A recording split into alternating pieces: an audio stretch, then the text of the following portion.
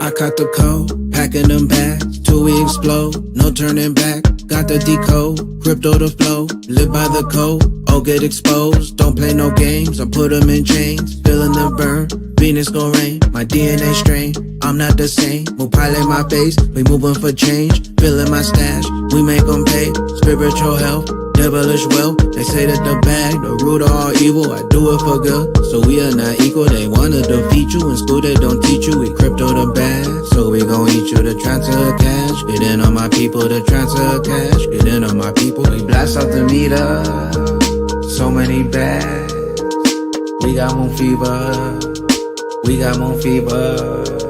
So many bags though, yo, up in my castle, yo, we off the meter, we got moon fever.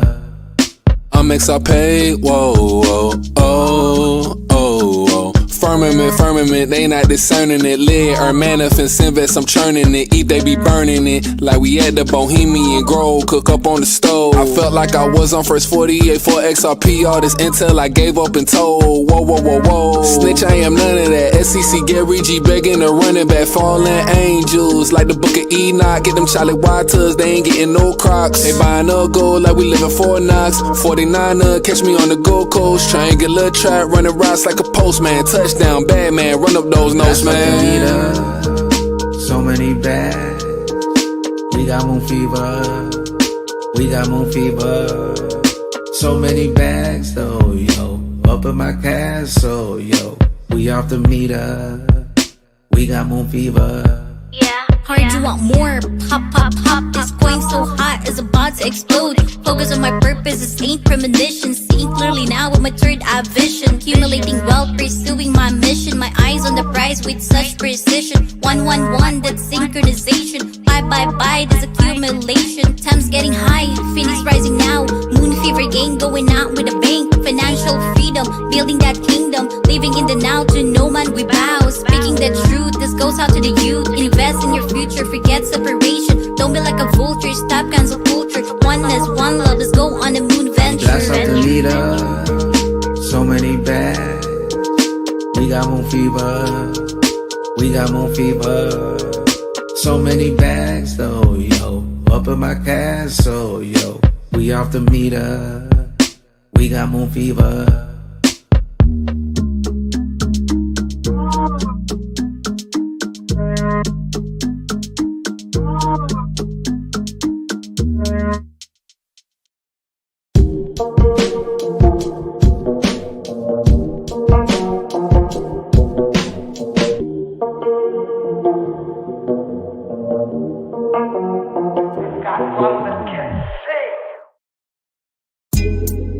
Coffee time with Berserker and Uncle Buster. Doors open. Good to see you. You know where the coffee pot is. This is Berserker. Yo, this is Uncle Buster. Get a cup. Let's talk crypto. Yeah, dude. This coffee's bomb. Nothing comes between me and my XRP.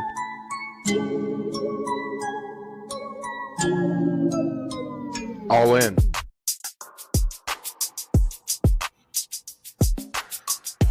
Morning. Hans loaded? Hans loaded, bro. Yeah. Hans loaded makes tracks too, if you didn't know. Shout out, Hans. I got some coffee, man, and I got some alkaline drink too. I got coffee, but check it out. I was out of coffee, my dumb bachelor ass. Living, not grocery shopping and shit. I had to pull out one of these. I don't know if you know what this is. This is like Folgers, but in Australia. I don't know if you can zoom in on it. Robert Timms. This is like a Folgers single. I had to use it for my Australia trip. I had a bunch of these from when we were in Australia. So anyways, I busted these out. Now that's my coffee for the morning. So there you go. That's what I'm drinking. Nerdy, what are you drinking? Cram Skater. We are rich. Yeah, he ain't drinking. He's like, fuck you guys, man. We are rich. It just ain't realized yet. That's right, bro. Damn, Cram Skater. That's a crazy ass name. What is that? That's crazy. What up, Cram Skater? Remember cram? Like cram it in there. Cram it. That's like, cram it in there, man. Cram it in there. Go ahead and cram it in the back. Cram it, bro. Yeah. Yeah, that's like that 80s shit right there. That was an 80s term, yeah. Yeah. Cram it in there, man. Bro, working on mom's car, dude. Damn. It's a doozy, dude. I'm all greasy and shit. Thank God it's Sunday, man. I got the rest of today to do it before I have to go back to dead slave work. You know what I mean?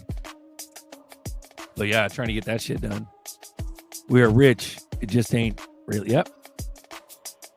Yeah, that's a beautiful comment, dude. That's the way it works, bro. Yep. And then they're gonna the universe is gonna answer, and it's gonna be bigger. It's gonna be bigger than you could ever imagine, and that's why you waited. And that's why. But why you're waiting, you got to keep doing work. I have a feeling, man, we're gonna miss these times, dude. Like, we're gonna miss the struggle. When you got nothing to struggle about, you're like, fuck, dude. You got to know yourself even better at that point. You make some struggle. Yeah, you go create some chaos, and you're back in the loop. You're back in the loop, yeah. Because literally, people create chaos, bro. It's the trauma loop, yeah. You know, they get into trouble because they grew up all fucked up. How the hell do we heal that once we get rich? Like, you know what I mean?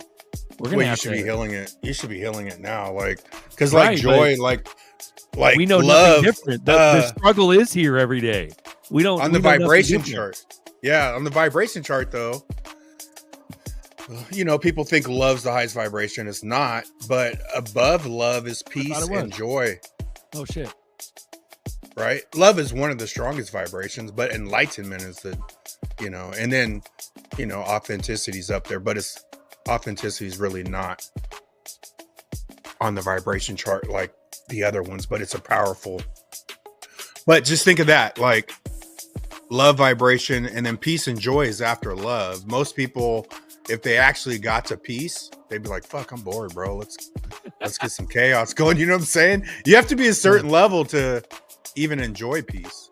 Because most people, if they have, you know, and a lot of times you got to reflect. Nobody wants to reflect. Nobody wants to take accountability. Let's go create some chaos. Fuck yeah. YOLO. You only live once. All this dumb shit. You know what I'm saying? And it's just like a nasty cycle, bro. So, you know, even people now that got their shit together, you know, I got shit I go through, but I got most of it together, but I'm not fucking perfect by no means. You know what I'm saying? But you take the whole money. Let's say this shit pops off and they flip the switch tomorrow, and you take all fucking money concerns out of your life.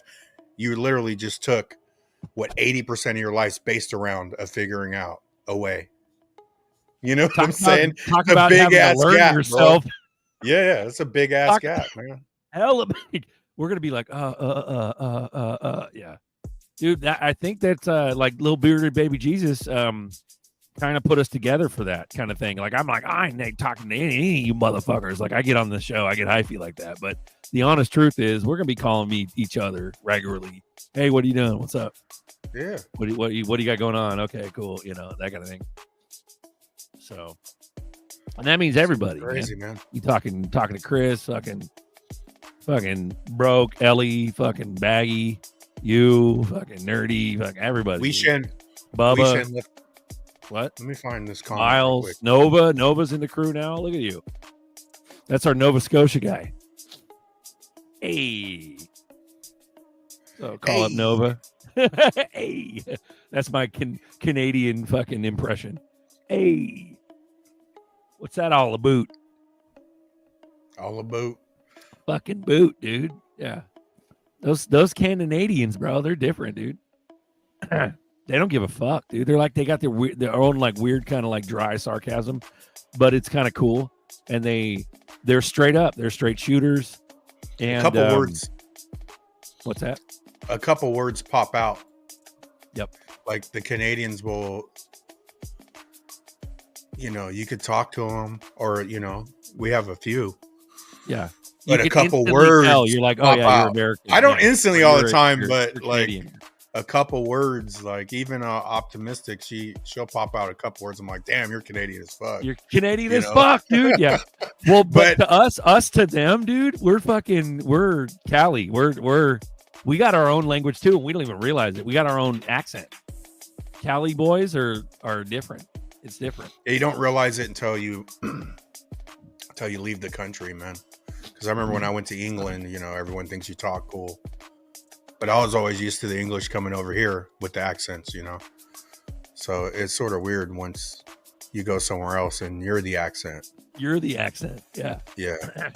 And to each other, we're the accent. Some days we got a very Canadian-centric show. There's like fucking dual shit. Apex might as well be Canadian. Fucking the boys are in the chat. G-Stacks, Dahmer. Now we got Nova on. Hey, he's Canadian. As a Canadian who was actually born in Canada, Canada has adopted some new languages, which is the new national languages. One is Malayalam. The second one is Sikh. Oh shit! Yep. The second one is like Telugu. These are the new national languages of Canada. If you look at Parliament is basically a mini India at this point. So. Bro, they're adopting all. Like, good luck. They're congratulations on Canada on diversity, because that truly fucking worked out for you, motherfuckers. Good bro, job. they're pushing that shit hard, bro. It's crazy, man. When you look at these other countries, you're like, what happened? 30 years ago, Canada wasn't like that. Yeah, as a Albertan, from someone that's from the Alberta province, everyone else from every other province fucked up Canada, and you guys are all to blame. Fuck you guys. All to blame. Fuck you guys. Except for Alberta. Yeah, Alberta's the only one trying to keep shit alive. Fuck you guys. Beautiful. Shout out. Shout out. Happy coffee time.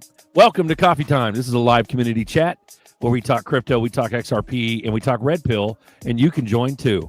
Welcome aboard. What do we got here? Shout out to Weeshen Gaming. He put Uncle Buster. I don't know where to begin to thank you, Bagman, Nerdy, Berserker, and all the others. Through your lives and your shows, I've discovered honest, sincere, real people. Change nothing. Thank you. Here the trial is over. We move on to the new chapter. Boom. That's fire, bro. Shout and Weeshen, as much as I remember, Weeshen's France, right? Isn't Weeshen in France? He's French? I think so. Shout out positive. Yeah, correct. He's in France. Remember Weeshen used to be in chat all the time, and he is now still. Yeah. That's all that. Shout out to you, Weeshen. Fuck yeah. Good. Well, that's the thing, dude. That's what, authenticity. You were talking about it earlier. That shit is like hard to come by. We just get on here and just go bleh, and just vomit our thoughts, bro. That's 100% the new currency, and Buster knows that. That's why everyone loves his ass, because he's fucking authentic as fuck. Bro, authenticity.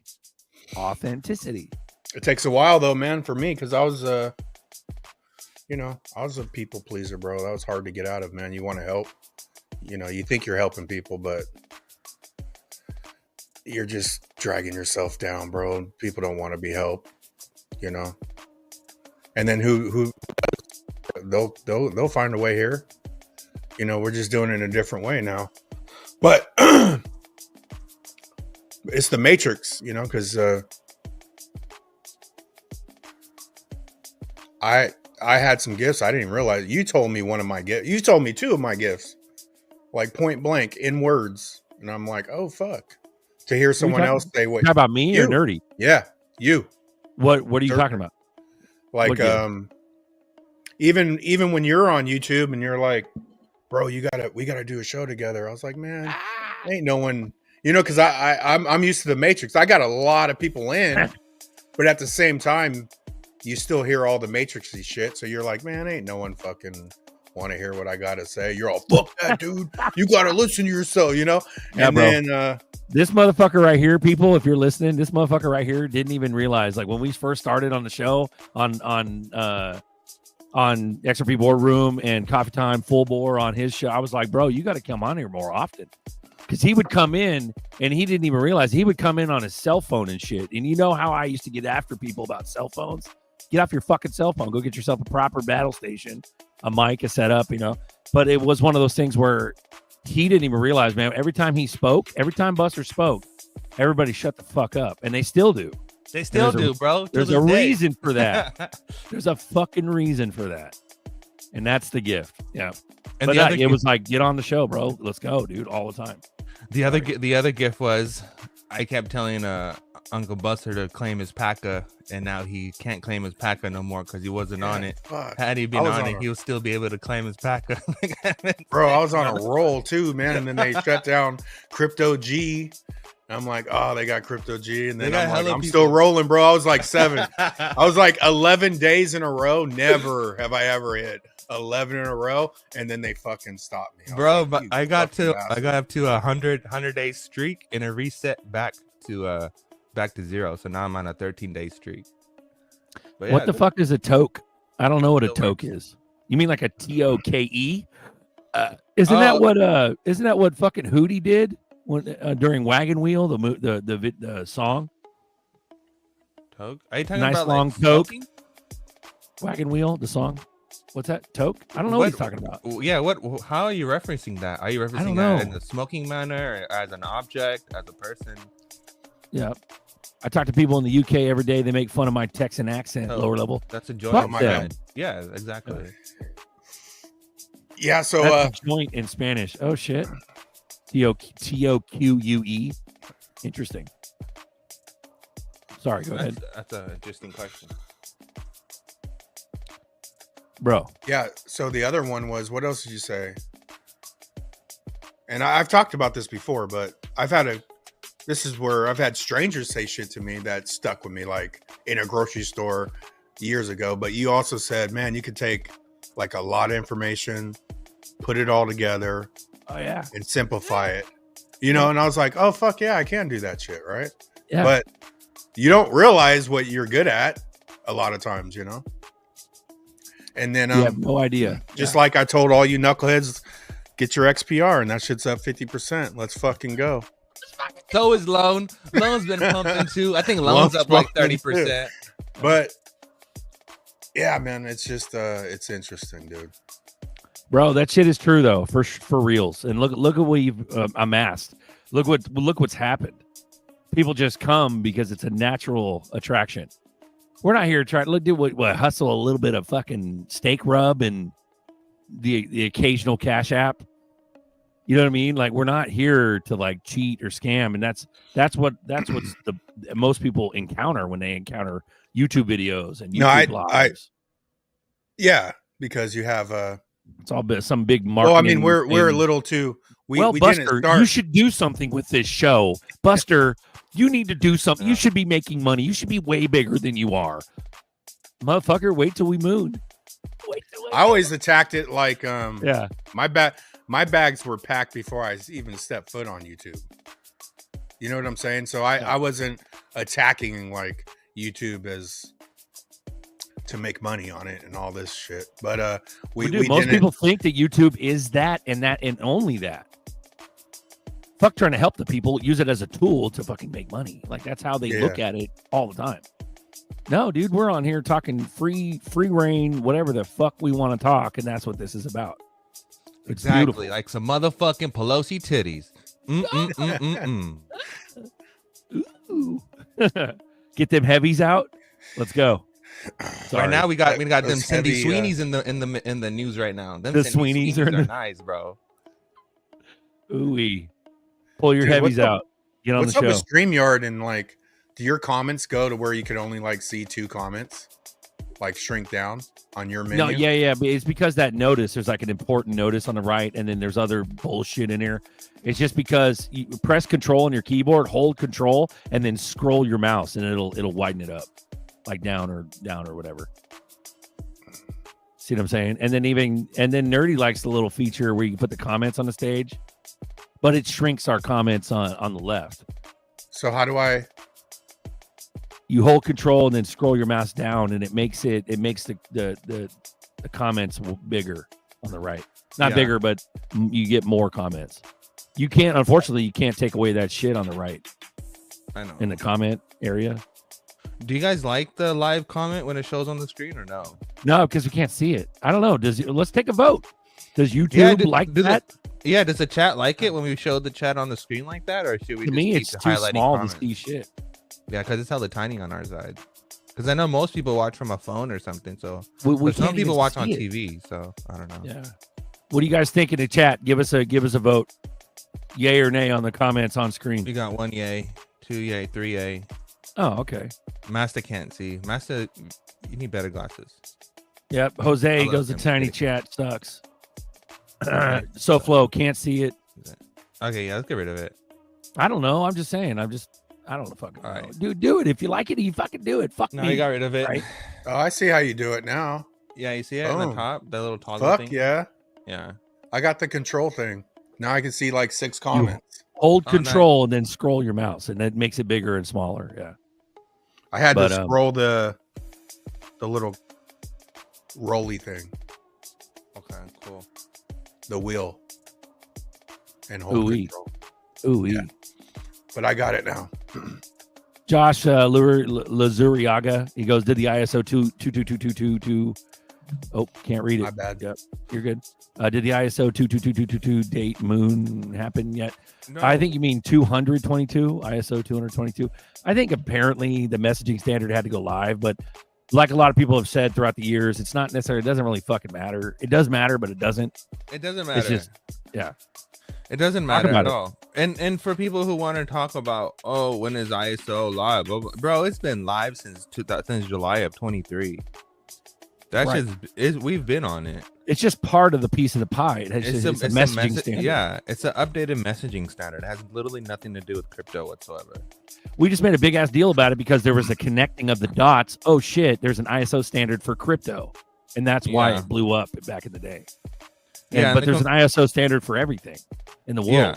The confusion stemmed from companies utilizing certain blockchain technologies versus some certain companies, but people confusing the fact that just because they chose a company to work with, the underlying technology, the protocol itself, cannot be regulated under any kind of ISO regulation because it's not a business entity. It's a protocol.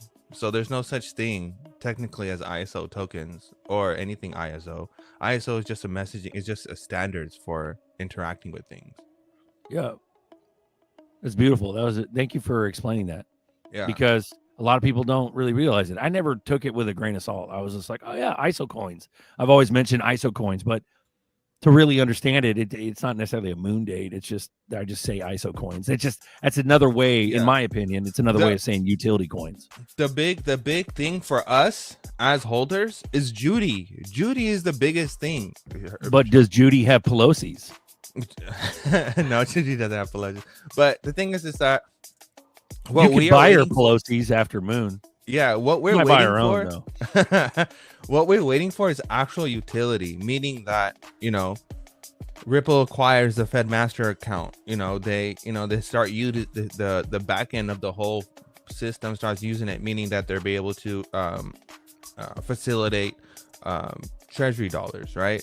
And that's which is because we have two forms of dollars. We have treasury dollars, which operates on the back end, and then we have actual fiat dollars that operates on the front end, which we use. So by acquiring a FedMaster account, Ripple will be able to work on both the back and front end. So once that happens, and that's the sauce, and then you combine that with Judy, which she injects liquidity back into debt versus with the convertibility, the 50-year convertibility with gold, and then that's how you get your price action, because the price action comes from utility. It doesn't come from speculation.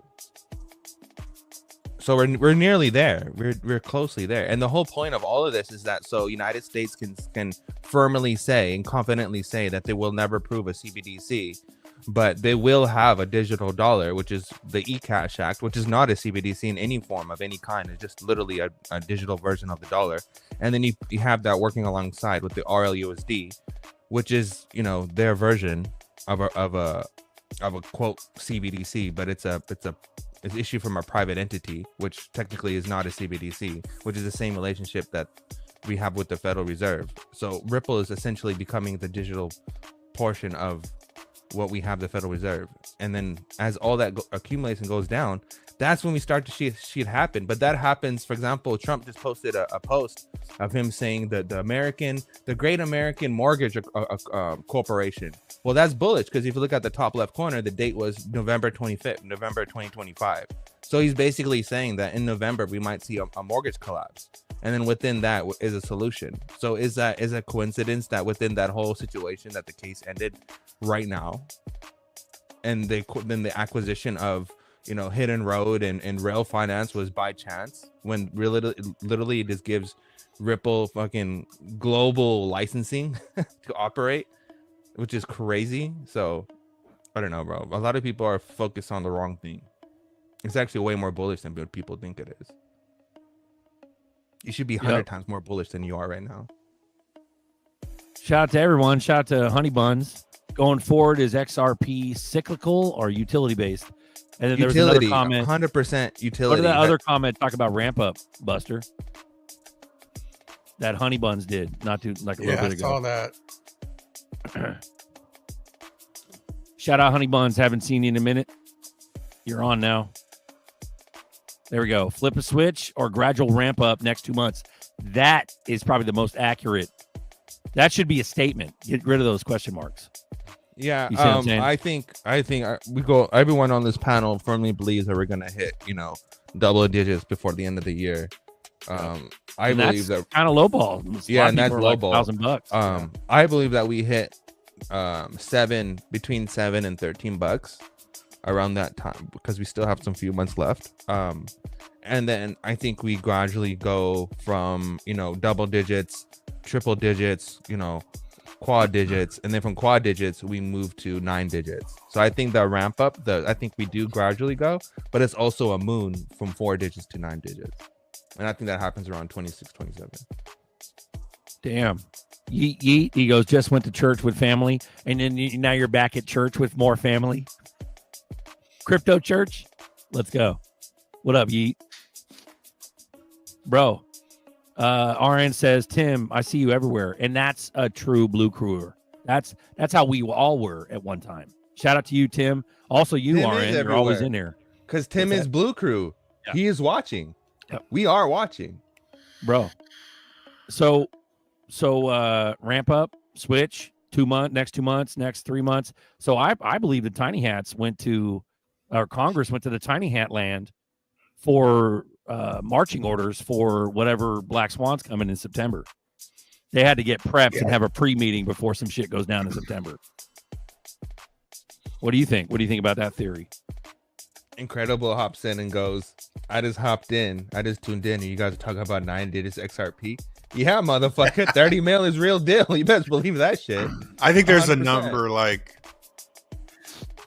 it's probably 589. Like I think there's a number to where 589 was like, to me, is a gatekeep in itself. But I think if you survive to 589, you got the green light access to go to the crazy numbers. Bro, if BNB and Solana can hit, if Solana can hit 200 and BNB can hit 500, 589 is for sure a gatekeep, because XRP is literally better by thousands of times better than those. That's why it's the best. I think we're going to go way higher speculation. Like I think we're going to hit 3 digits speculation, right? But I think they're going to make you feel like utilities not happening to get us, to dump and realize those gains. Like you better get your shit now because this is all coming back down. You know what I'm saying? You're going to feel like, oh, fuck.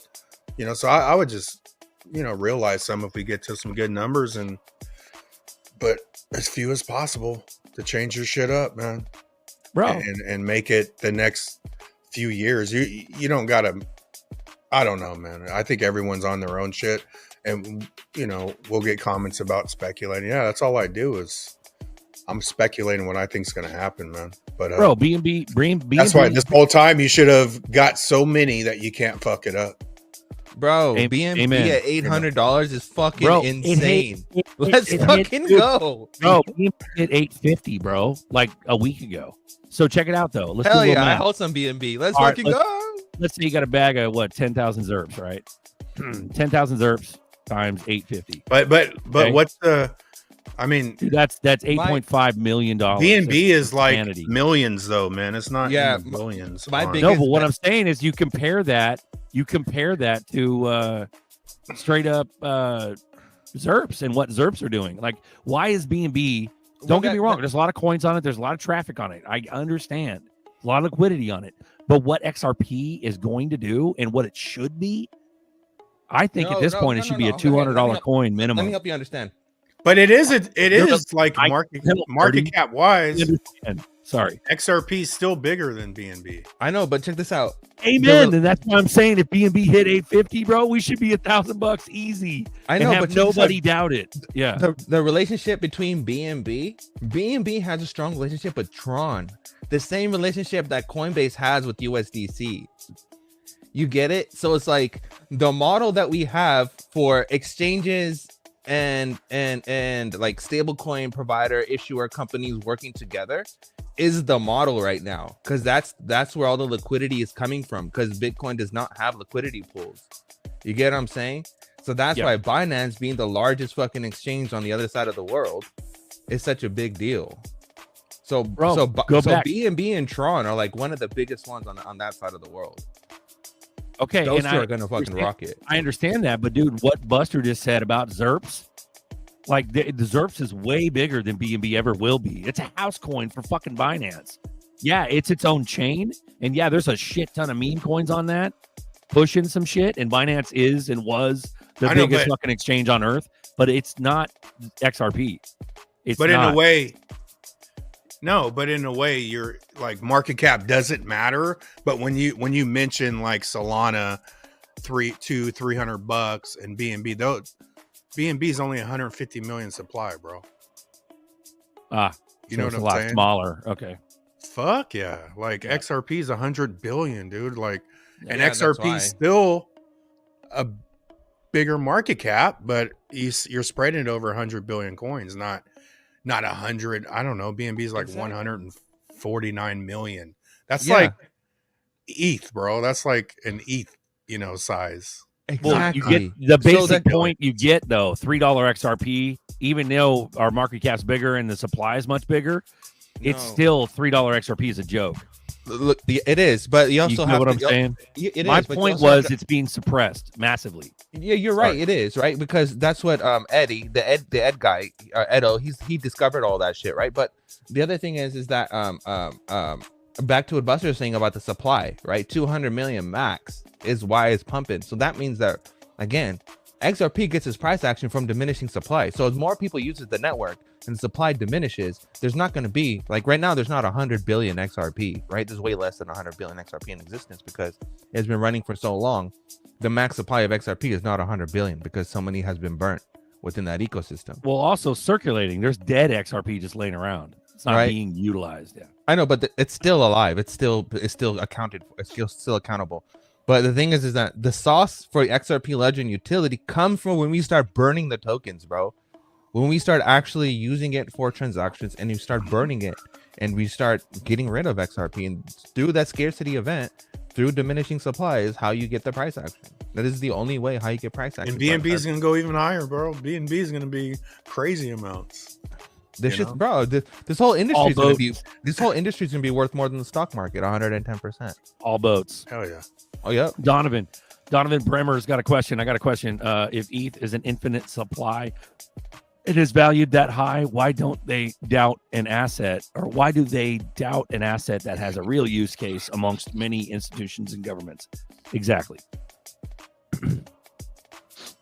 Because it's the biggest fucking secrets in sliced bread. It's the biggest. This entire thing, just like Nerdy said, this entire thing is like antibiotics. That's how big it is. Bigger than the internet, bigger than Amazon ever was, bigger than Yahoo, bigger than Google was, bigger than the fucking ICO or what is it? .com bubble, bigger than fuck any of that. All of it at once, smushed together. You know what I mean? And so Buster said earlier, this is going to be more money than we ever imagined. You know what I mean? It just sucks waiting.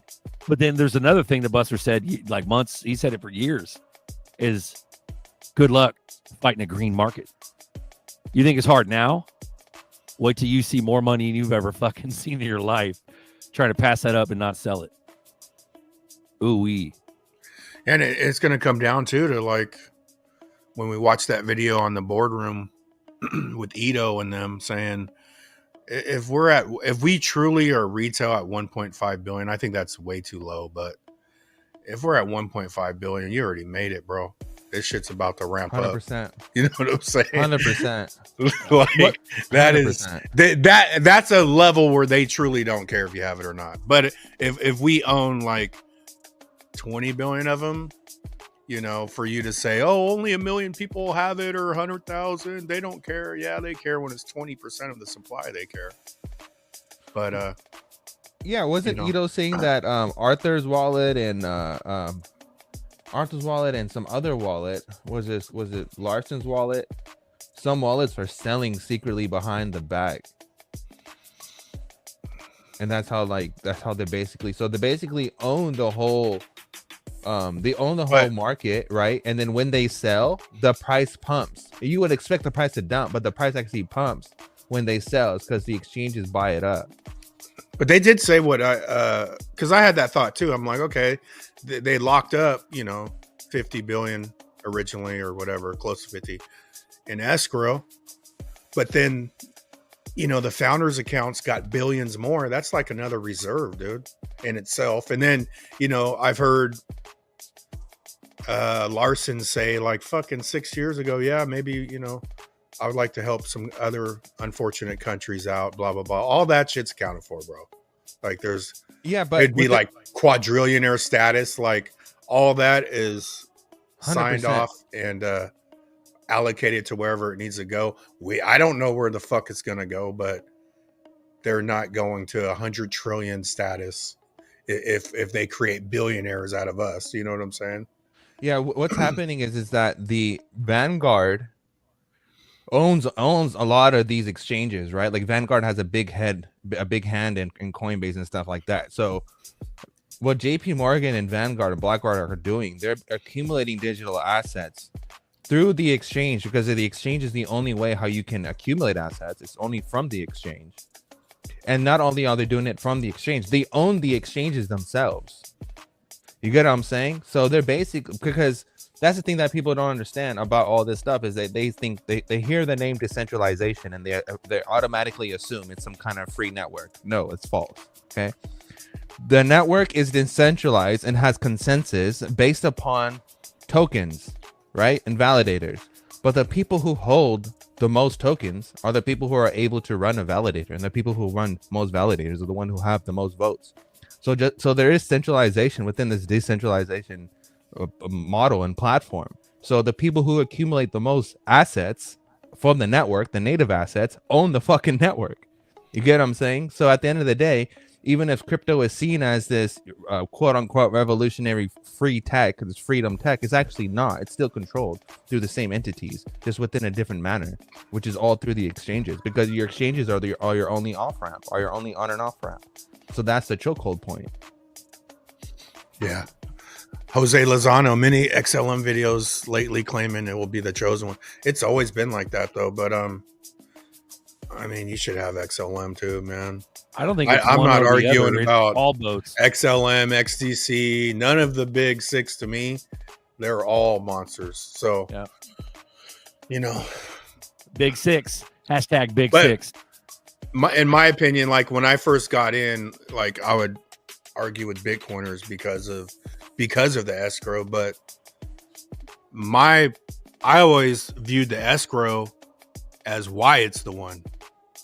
Like this is so important that they want half the supply to be locked up. Right? To me, that was a good thing, and that's what separated it even from XLM and the other ones that people want to say are the true ones.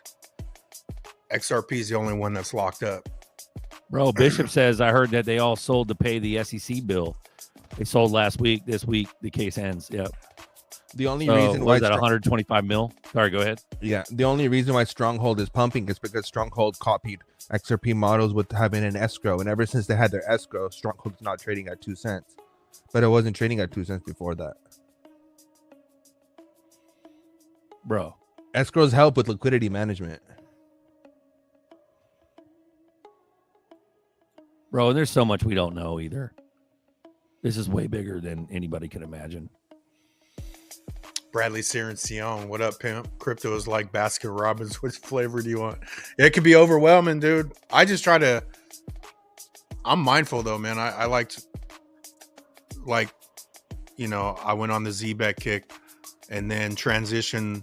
Once ZBEC pops, to me that kicks over. You accumulated what you got. Now you should be on, XPR. Like I try to attack one at a time.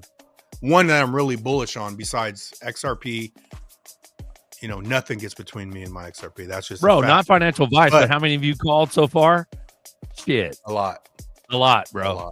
A lot. And but on the overwhelming part, because I said this on another show, SHX actually got me to start buying again because I didn't buy. I bought SHX, I don't know, before the moon party in Sacramento. I bought it, I don't know, October. So a year, almost 2 years ago, and I was stacking SHX and then it popped and then transitioned to Velo, but didn't Onyx blow around there too? And then it was Onyx coin. XCN. And then, but XPR, I bought XPR at the same time as SHX, but, as they pop, you're running out of bullets. So now it's like XPR, because XPR is about to go like multiple pennies on its run. Because you figure ZBEC, it was 0.001 for a long ass time. It goes to 0.007. That's 7x, right? And now it went all the way back down to 0.0028 in the twos, and now it's ramping up again, getting ready. But there's other ones that are that haven't even went. XPR being one of them. RN says one story came out stating that the founders and escrow are keeping the supply alive on exchanges. I mean, I guess they're philanthropic, but at the end of the day, what's the point of the fucking Riddlers? The point of the Riddlers is to keep everybody out of it. So it's like, it all depends on how you look at it. Sure. They just want plausible deniability. They want to be able to say, hey, we gave you a chance. We gave you 4 years to buy during the lawsuit too. I don't think people should. The Riddlers are one thing, but the biggest and the best Riddler in the game right now is fucking Donald Trump. If you're not following fucking DJT right now, you are not following the biggest Riddler that we have. Yeah, but at the end of the day, how many times is DJT saying XRP? Bro. He's only said it once in the strategic reserve. Yeah, right. MAGA, mortgage. Nobody understands what the fuck this means. And then November 2025, he's standing in front of the New York Stock Exchange, MAGA listed New York Stock Exchange, the Great American Mortgage Corporation. So basically, all the mortgages go under the Great American Mortgage Corporation, and they're able to offer flat rates and shit like that. And he's really gonna change shit up. So this is I'm excited about this. This is fucking bullish as fuck. Right? Sure. This is dope. But I'm talking about XRP and specifically. He even said, he's like, so much money's gonna flow into the America. You better buy stocks now. He said stonks. He didn't say fucking ZERPs. He said stonks. So like, they're still guiding the sheep into a specific word, and everybody's gonna win, bro. The economy will get better. We'll get all the promises. But are you going to get the promises times a grillion? No, because they're not telling you about ZERPs.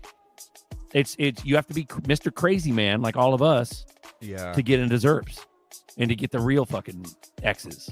You know what I mean? Well, that's the part, is that the thing is that where XRP fits into all of this within a stack understanding view is that if you had a Y branch, you have something that splits into two different paths, right? Whether it's a dystopian world or a utopian world, it doesn't even matter, but it still splits. There's a single thing that splits, right? A Y. That long piece, the tail, the bar part, that's Ripple. It doesn't matter whether we move into a dystopian world or a utopian world, you still need the tick for it. You get what I'm saying? So if we're betting on anything, we're betting on a future that we come out this winning on any single side that this goes. So if you're worried about, people who are listening who are worried about, oh, I'm scared of, the world going this way or no, just hold XRP and you'll be good. You will legit be good because wherever this goes, you're gonna be on that boat riding that way all the way to wherever the fuck we're going.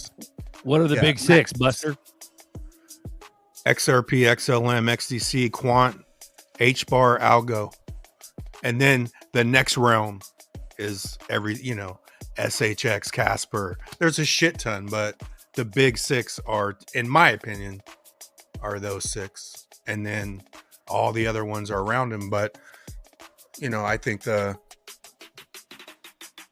you want to do some damage on making money, it's find something related to the big six that are like double zeros and triple zeros. That's what you should be looking for to make just crazy gains, 100%.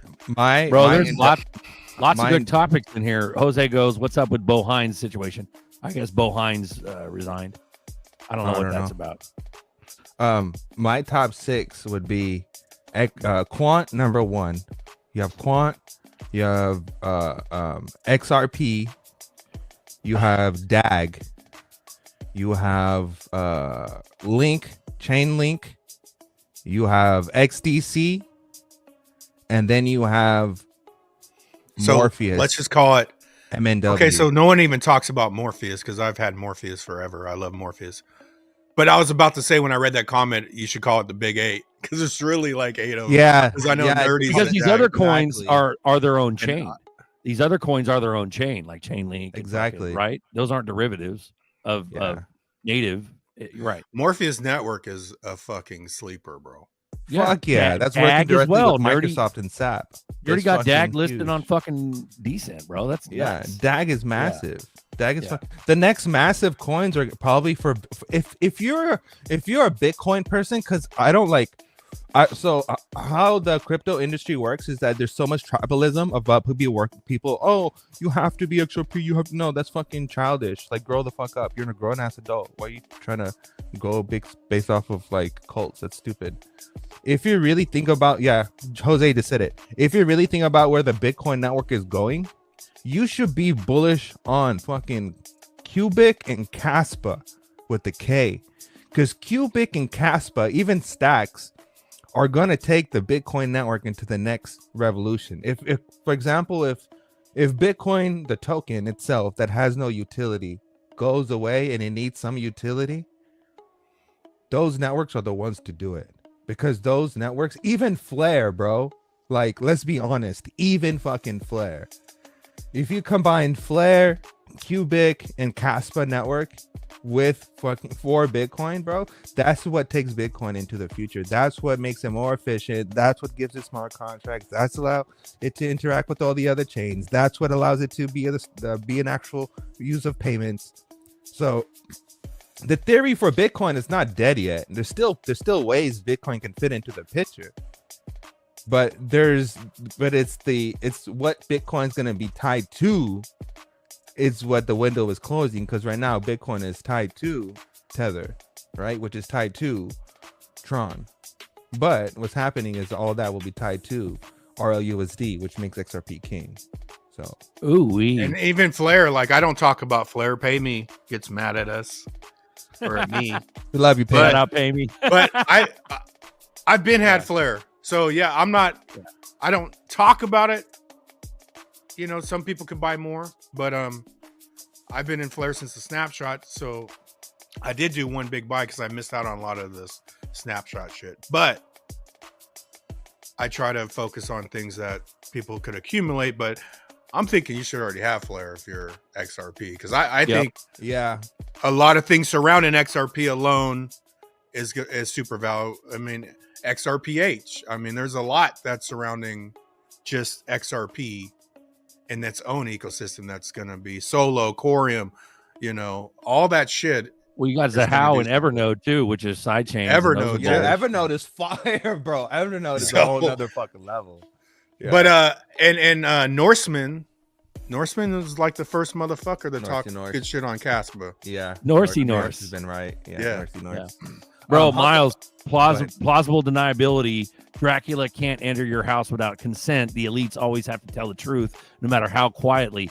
You're getting the wording wrong. Plausible deniability is them saying, hey, we told you about XRP. Hey, you had a chance to get it, even though we know the psychology is against you. That's plausible deniability. What you're talking about is karmic retribution.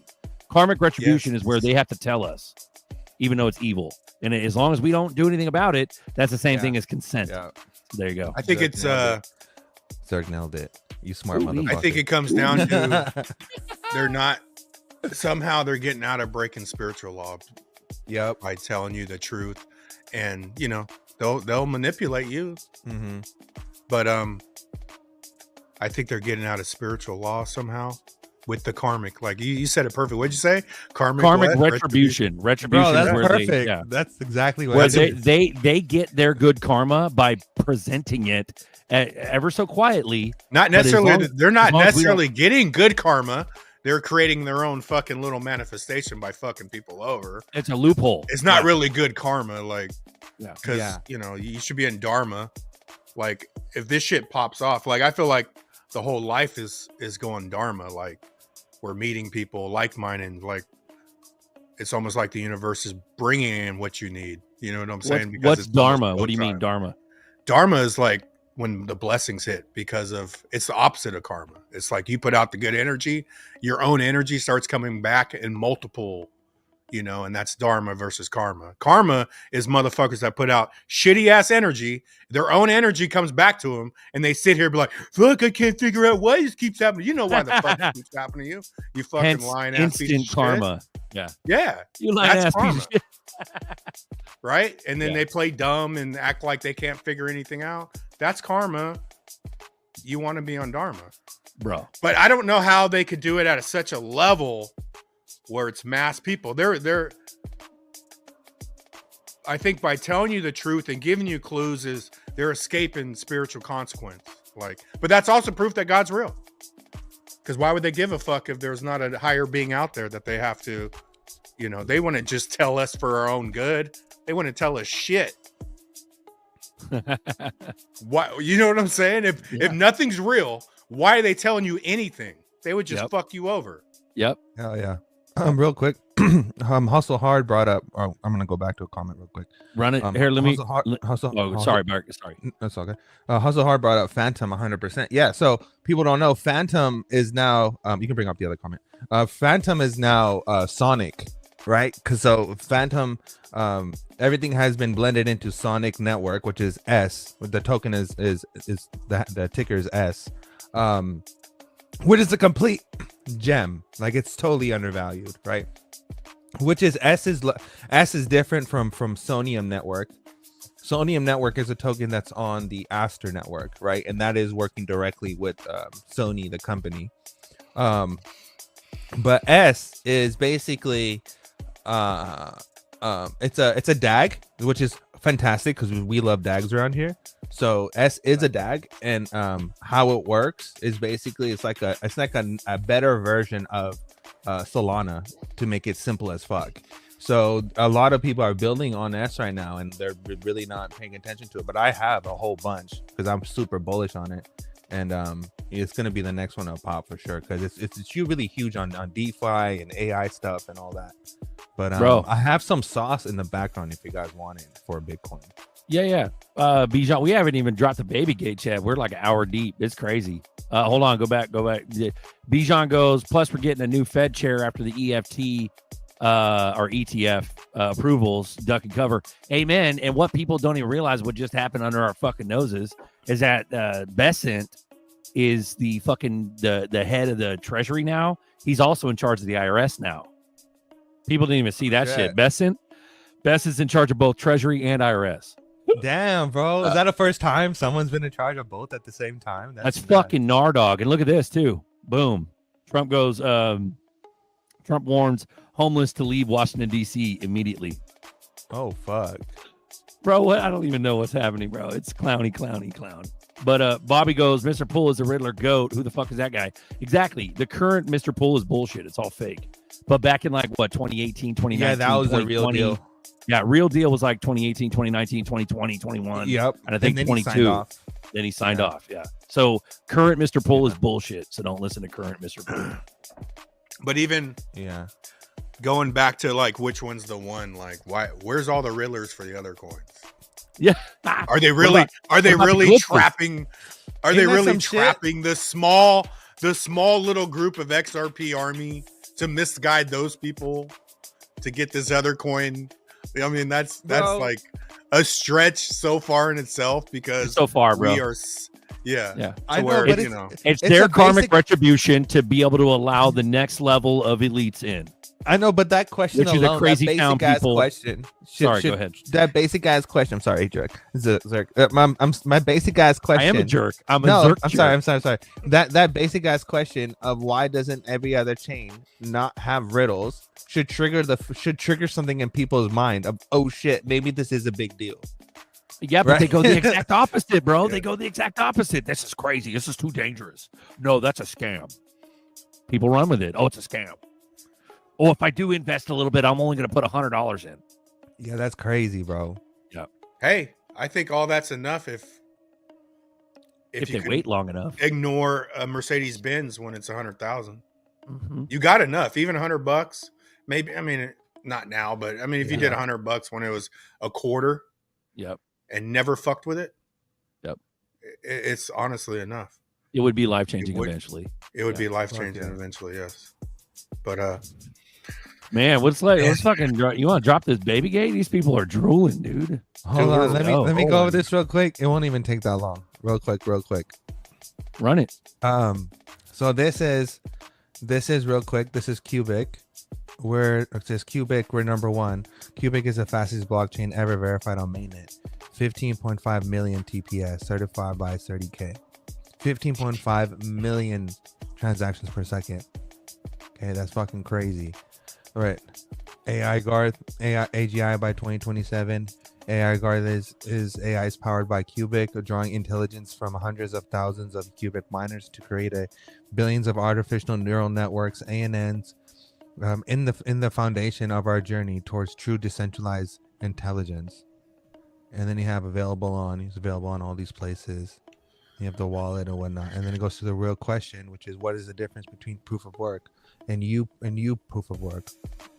It says typically proof of work employed to secure the network and calculate blocks in the blockchain and handle transactions, with miners performing these tasks. Traditional proof of work uses these computational powers solely for solving a mathematical task, resulting in considerably energy waste. However, Cubic's useful proof of work, UPW, sets itself apart in this regard. Even if all mining were to cease, the Cubic ticks would still persist. As discussed in this section, what is blah, blah, blah. In Cubic's useful proof of work, miners are tasked with different objects, and the proof of work protocol channels computational power away from useful mathematical calculations. Instead, it directs computational power towards training artificial neural networks, ANNs. This strategic utilization taps into the network's substantial computational capacity, advancing machine learning and effective repurposing the energy what would otherwise be squandered in traditional proof of work protocols. Now, the cool thing is that they're making ANN networks. If you were to combine the Tenzos, right, which is a language model, a decentralized language model, with this, and then post that on put the hosting on that on a cache network, and then using Fleek to deploy it on ICP, you would have a complete decentralized fucking AI network. It'd be some shit. Now it goes even crazier. Like, here's Caspa, right? Now Caspa is fucking nuts. Caspa is the fastest open source, decentralized, and fully scalable layer 1 in the world. It's the first block DAG. This is cool. Decentralized letter that enables parallel block creation and instant transaction confirmation. It runs on a robust proof of work engine, so this is also proof of work, but it's a DAG, which is fucking dope, right? Designed to handle up to 10 blocks per second without compromising security and decentralization. Built on industry pioneers led by people. Now the cool part is look, you can see the consensus right here. These are live blocks, and you can see how the network is being Like, there's no blockchain that has this right now, bro. This is fucking wild. This is the coolest fucking thing I've seen in my life. Look, you can see all the connections to how all the nodes are connecting and how it's verifying, and then all the blocks and all the transition and how it's working. This is the DAG part of it. Isn't that amazing? Now, the last one is Stacks. Now, Stacks is activate the Bitcoin economy with leading Bitcoin layer 2. So this is an actual layer 2 of proof of work.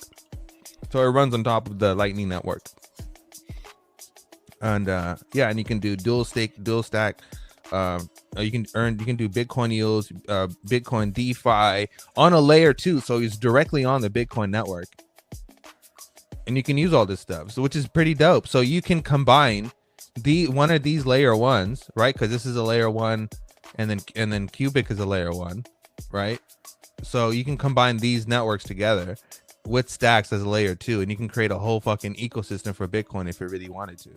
Bro, we got Glenn on deck. What's up, pimp? We also got AOL going away for good. September 30th, 2025. AOL's gone. So there you go. Little news update. What's up, Glenn? You're muted. Oh, there you go. So when you guys are talking about, when you're talking about Ripple, I read something on a post on DAI that suggested that in the lawsuit, Ripple was considered a good steward of XRP. And the suggestion of them being a steward means all of the XRP is not necessarily theirs. And one of the comments that was made was that Amazon had purchased I think it was 5 billion. And they have it on contract. And that there's other people, it was somebody else that came out that they had 1 billion on contract. So I'm just suggesting that, you know, everybody, one of the things that the maxis are saying is, well, Ripple has control of all of this, but if they're a good steward of that, that means that they don't own it all, that other people own it, and we don't know when this is going to come out. Just throwing that out in the air. Maybe you guys know more about it than I do. I think you're right. I think it's earmarked. We've been talking about that for a long time. All the banks, all the big ass. Yeah. Somebody said maybe the escrow's accounted for. Escrow's been accounted for, bro. That's Since how day I feel. one. Yep. Since day one. That's why they created it, because certain people needed it. If this is as big as, you know, what we're talking about. But well, it would make sense been that Amazon would have a chunk of it, because look at the business they do, and look at how many they're like they exchange in like 19 different countries. Yeah, that'd be the obvious. All the internet gurus, Uber, all of them would be the obvious candidates, but they could run on all kinds of different shit. Not necessarily XRP. It could be XRP. Who knows? But I think it's bigger than that for what the escrow's earmarked for. I would say countries and above just the businesses. I wouldn't be like, oh yeah, Amazon gets, just for they use XRP is going to benefit them. You don't have to give them 1 billion XRP. Oh, I don't think they gave it to them. I think they've already purchased it on a contract. Yeah. Yeah, I think it's already allocated. Real quick, I just want to answer a question. Super Tech 589 goes, is Casper better than Casper? No, they're two separate things. Casper is good for Bitcoin, right? Casper is good for Bitcoin. Casper, on the other hand, is on a whole nother level, a whole nother ball field. And in my personal opinion, I believe Casper is way better in the regards of regulation and utility and adoption. Bro, Paul Atkins, this is SEC chair. He talks about U.S. government gives a stamp of approval, but he's talking about singular. If you hear his verbiage, he's talking about a singular asset, and he also refers to it as payments. So what do you think that is? Here we go. The one great thing about... Do you have audio, guys? Yep. Cool. Here we go again. The one great thing about this is that for the first time now, the United States government has put its stamp of approval on a very key and important, potentially very important digital asset that will, I think, help to lower costs, lower risks in the market. And as CNBC goes, Bitcoin and Ether, and that's it on the right. Here we go again. Let's go. Rewind it a little bit more and then... On a very key and important, potentially very important digital asset that will, I think, help to lower costs, lower risks in the market, because we can now move towards an instantaneous almost settlement of payment versus delivery for securities, thanks to the one... Payment, delivery, for securities, all the money. What's up, Glenn? Your audio's all fucked up, Glenn. Still. Oh, yeah, we could barely hear you. Now I know what's going on. Yep. Shout out everyone. Go ahead and join the show. This is a live community chat where you can join the show. We talk XRP, we talk crypto, we talk red pill, and you can join too. Here is the link in the chat. Because we got 300 watching now. Steady climb. Steady climb to the altitude of 304. Shout out. Ooh. Everybody watching. Bro, we've been gabbing it up for a minute now. Real quick, XRP Millennial. You can get Dovu on a plethora of places. If you're really curious about where you can get tokens, go on CoinGecko and type in the coin that you're looking for. Then click the market tab, and it shows you all the markets where you can get that token from. But if you really want to get Dovu for the cheapest and the fastest way and the most, so you have the real Dovu, is to do it directly on like Saucer Swap. Saucer Swap is a DEX for Hedera, or you can do it within the Hashpack app itself, and yeah, do that way. Bro, beautiful. Links in the chat, guys. If you want to come join us, let's go. Dude, shit is just hypey as fuck. Everything's just super fucking hypey. Here we go. We got the White House goes. White House goes, good Sunday morning. Every criminal illegal alien will be deported. Tom Hooman is making America safe again. You have committed a crime. This shit, bro. I was going to say, if you're in the country illegally, you shouldn't feel comfortable. Absolutely not. I won't feel comfortable if I'm in the country illegally. If I'm in some other country illegally, I'm not going to be comfortable. You shouldn't be comfortable either, because when you enter this country illegally, you have committed a crime. You are a criminal. Now, bro, the fucking White House put this out. It's like a Teletubbies episode. Dude, something's about to go down, bro. Something's about to go. It has to. Because there's so many people that are so dead ass asleep that it would take literally a scare event to wake them up. Still. Dead ass asleep. What do you think about DAG? Is it worth investing in? Yeah, I think so. Yes. Would. Yes. I like DAGs. Would. Yes. Would. We love DAGs around here. Constellation DAG is America's blockchain. Simple as that. All the boats are going to rise. It's not one, it's all. Yeah. There's really motherfucking boats out here. There is. People don't even understand there's boats out here, bro. They don't even know. No, they're about to. Let's go ahead and join. They're going to watch 302 people blast the fuck off, and they're going to realize, oh, shit. These boats are real. Let's get everybody scared. We're going to end this show now if you guys don't start joining. How about that? But Berserker, you can't use fear tactics. But Berserker, there's rules. No, there isn't. Let's go. Join the show, motherfuckers. What's up, Glenn? What else you got? Do you figure out your audio? Yes, I think so. A little bit better. Yeah, my housekeeper was here, so things get a little messed up. So would you? Okay, now I'm getting down to either buying Algo or DAG or both. What do you think's the better pick? Be kinky, do both. Algo, DAG, or both? Both. Do both, Glenn. Be a daredevil.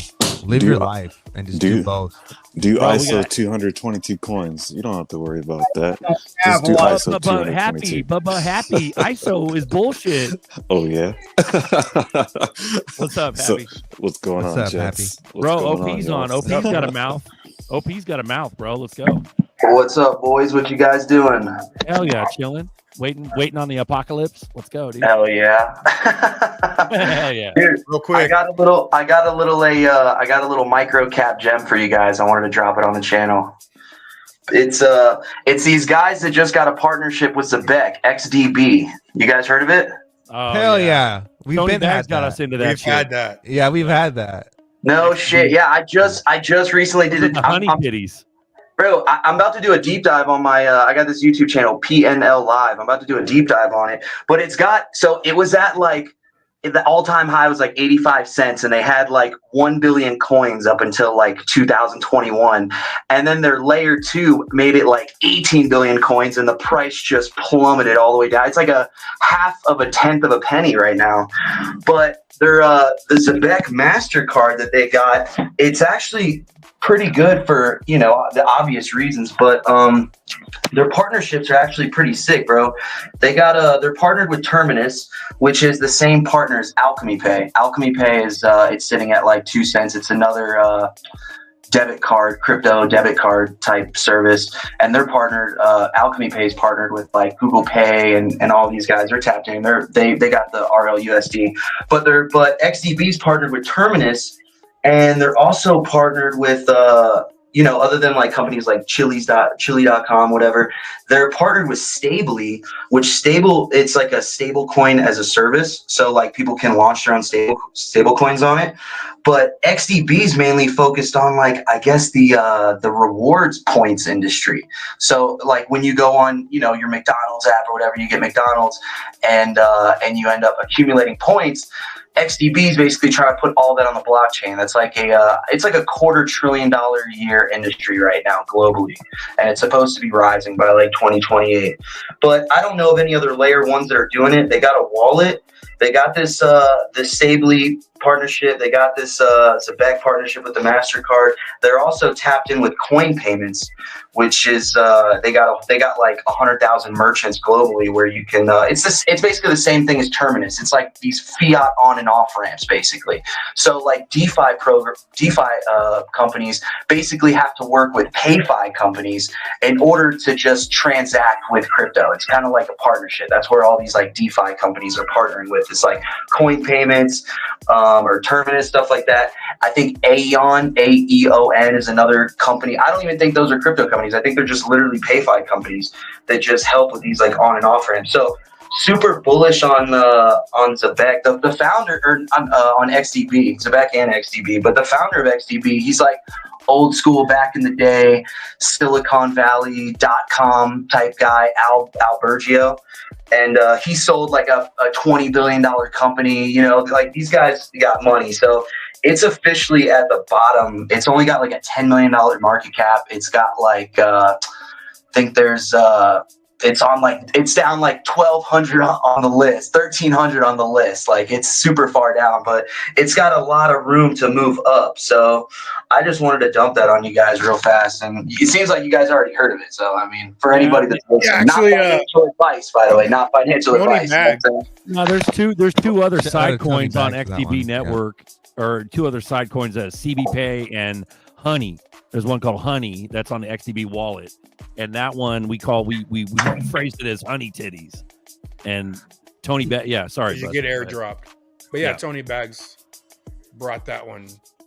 Dude, I think honestly, what I'm thinking is that because there's no market structure, no big companies, because you have like their team advisors are like CMOs of like Walmart and like their advisors CMOs of like Barnes and Nobles and shit. But I don't think any of these big companies are going to get on board until there's market structure. And if they are on board trying to figure out how to blockchain and tokenize their points reward system, they're damn sure probably all going to be under NDA. You know what I'm saying? Because we know the industry is in the space, right? Like we know that everybody's been messing around around with the shit for a while, partnering with people and stuff. But what have they been doing hasn't really been disclosed. So I'm thinking once that market structure hits, man, I'm pretty sure we're just going to start seeing stuff coming out the woodwork. You know what I'm saying?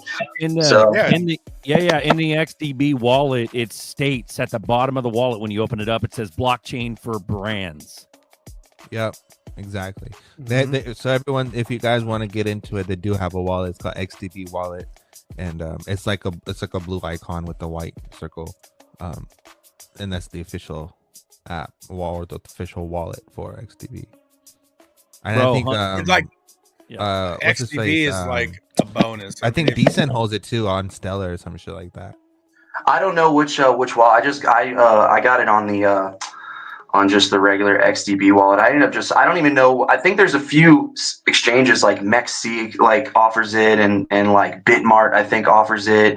There's a couple places that offer it or whatever. I think sometimes like I swapped straight out of a stable coin into it, and it asked for a unique identifier. So I didn't really know exactly what the unique. I trying to transfer it into the XDB wallet. So I gambled $50 and left it blank and just used my XDB address, and it went through. So I was like, all right, I guess I don't need. I think the unique identifier is for any other of these side tokens that are on the XDB network or whatever. But yeah, for actual XDB, not financial advice, but I don't think you need like the unique ID when you're transferring it, like from an exchange or whatever. But yeah, super bullish on it though. Ooh-wee. That's awesome. We got Happy on deck. Happy Days is the one Thanks that dipped. He kind of disappeared. I think Happy Days' wife beat his ass and made him leave. But Happy Gilmore is the other OG that's been here for days, and you're one of Fuma's boys, right? Gilmore, yeah, I heard Fuma was on the other day, and I heard my name come up, and I was like, well, all right, I got to show back up real quick. When you get out, they suck me back in. Let's go, bro. Letting everyone else know I'm still alive. Just been working on a whole bunch of different things, but still here, still bullish as ever. I mean, who can blame anyone for being bullish looking at this world news that's coming down with all these? Bro, it's a clown world, but it's the most bullish clown ever, bro. Yeah, that's for sure. I got my clown nose over here somewhere. Or do I? Got a nose? I should have one. I know I have one thing. Hold on, let me find it real quick. I know I got my bag. I know I got my backpack. Let me see if I can find my bag. Bro, put them on, bro. Yeah, hold on. It is a clown world. Beat, Richie. Beat. Hold on. Zerker has pixelated girls on XRP Cafe. Just yeah.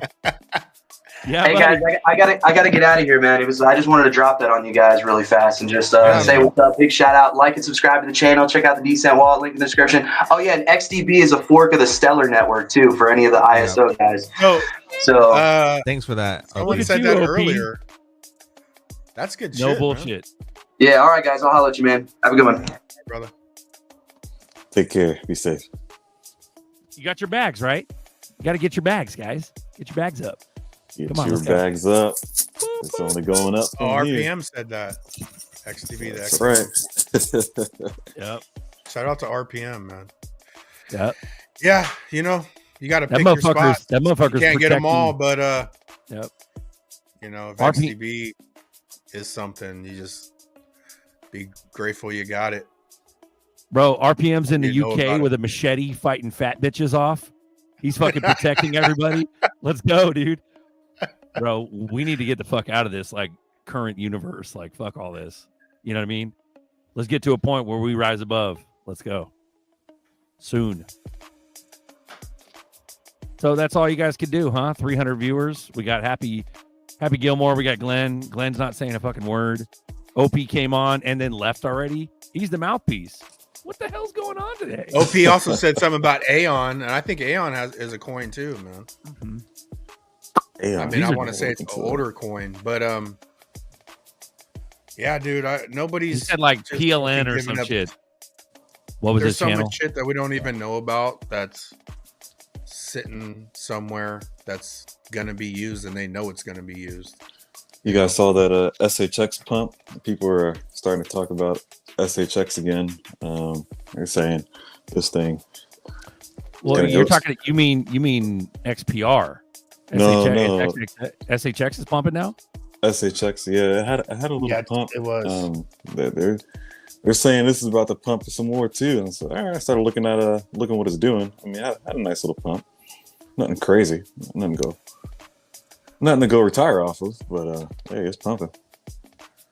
Right, and that's the son of a bitch, is that it's not enough to retire yet. You know what I mean? Yeah. Damn it. Yeah, it's intimate. I mean, the whole market in general, I mean, is doing great in my opinion. Looking at the numbers, it's going in the right And you got to direction. remember too that SHX and Velo, they went like over a year ago. You know, so yeah, that's true. That's true. I have to clarify something. I see these comments and it drives me insane.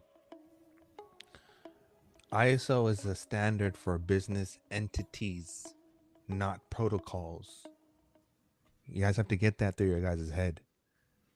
Those are two whole separate different things, okay? Blockchain technology itself, depending on the consensus mechanism, right, which creates the protocol, the whole system itself goes beyond multi-messaging, right? It's because it's transferring the messaging, the liquidity, the settlement, the finality, all in one. So it goes beyond standards as a whole.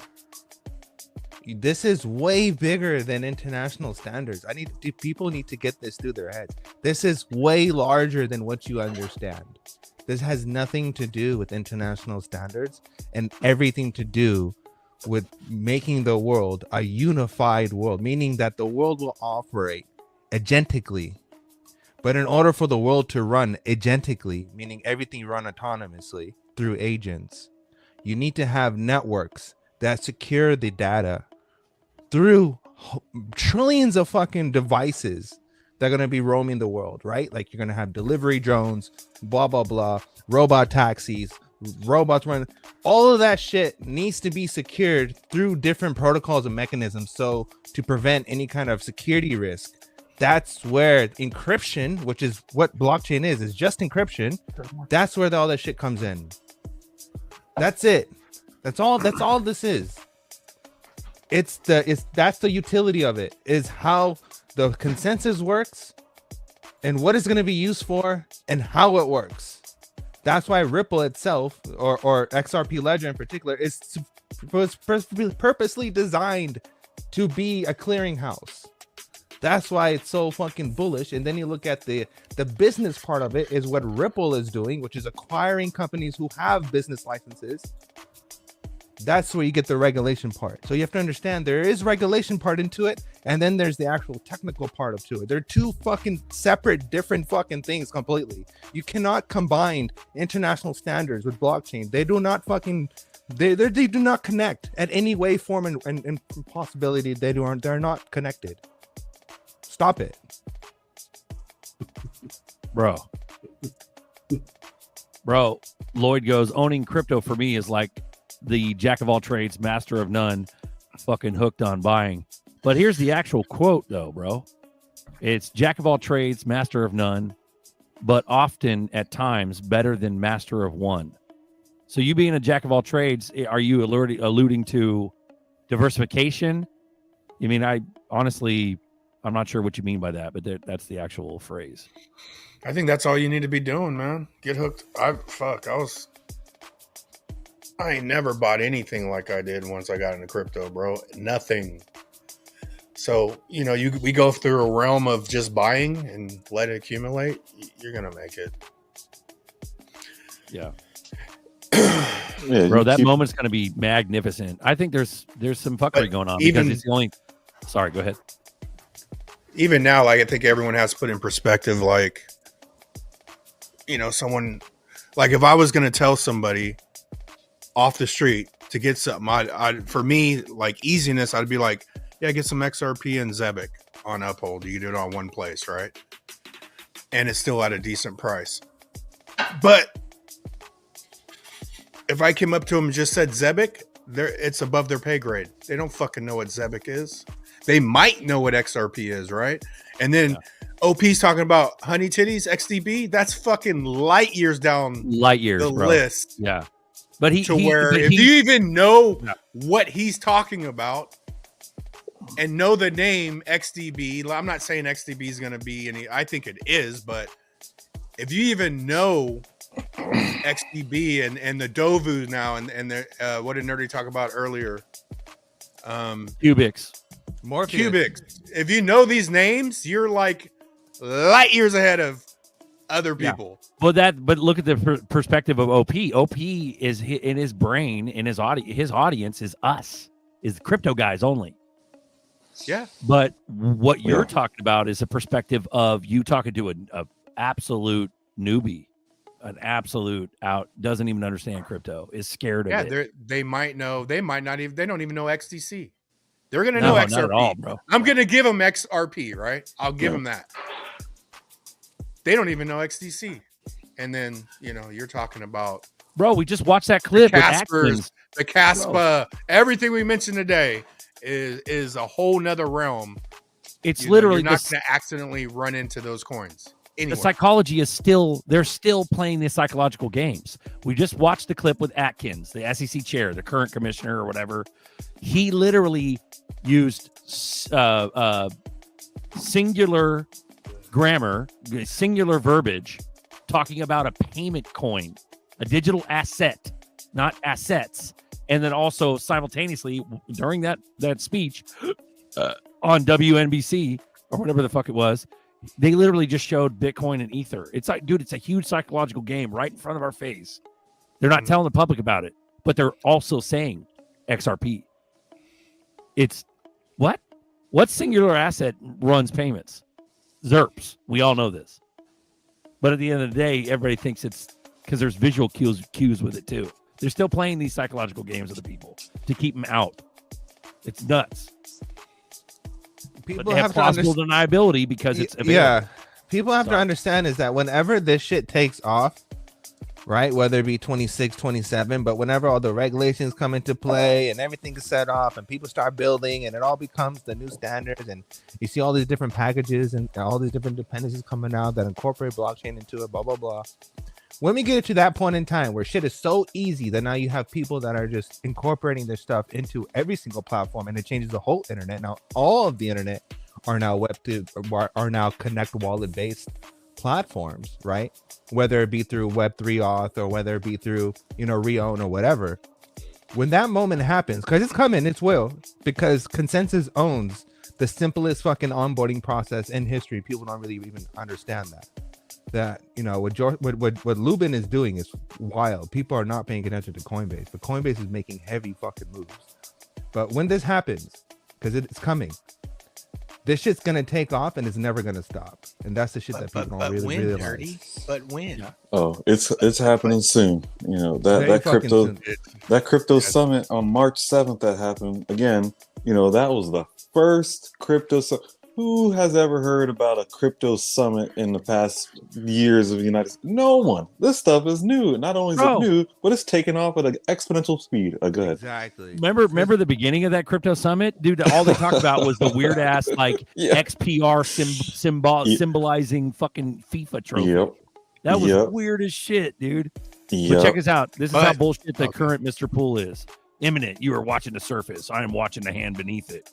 For weeks, Grid has been whispering the same pattern. Banks, pause, satellites, recalibrate, tickers. Like, this isn't original Mr. Pool shit.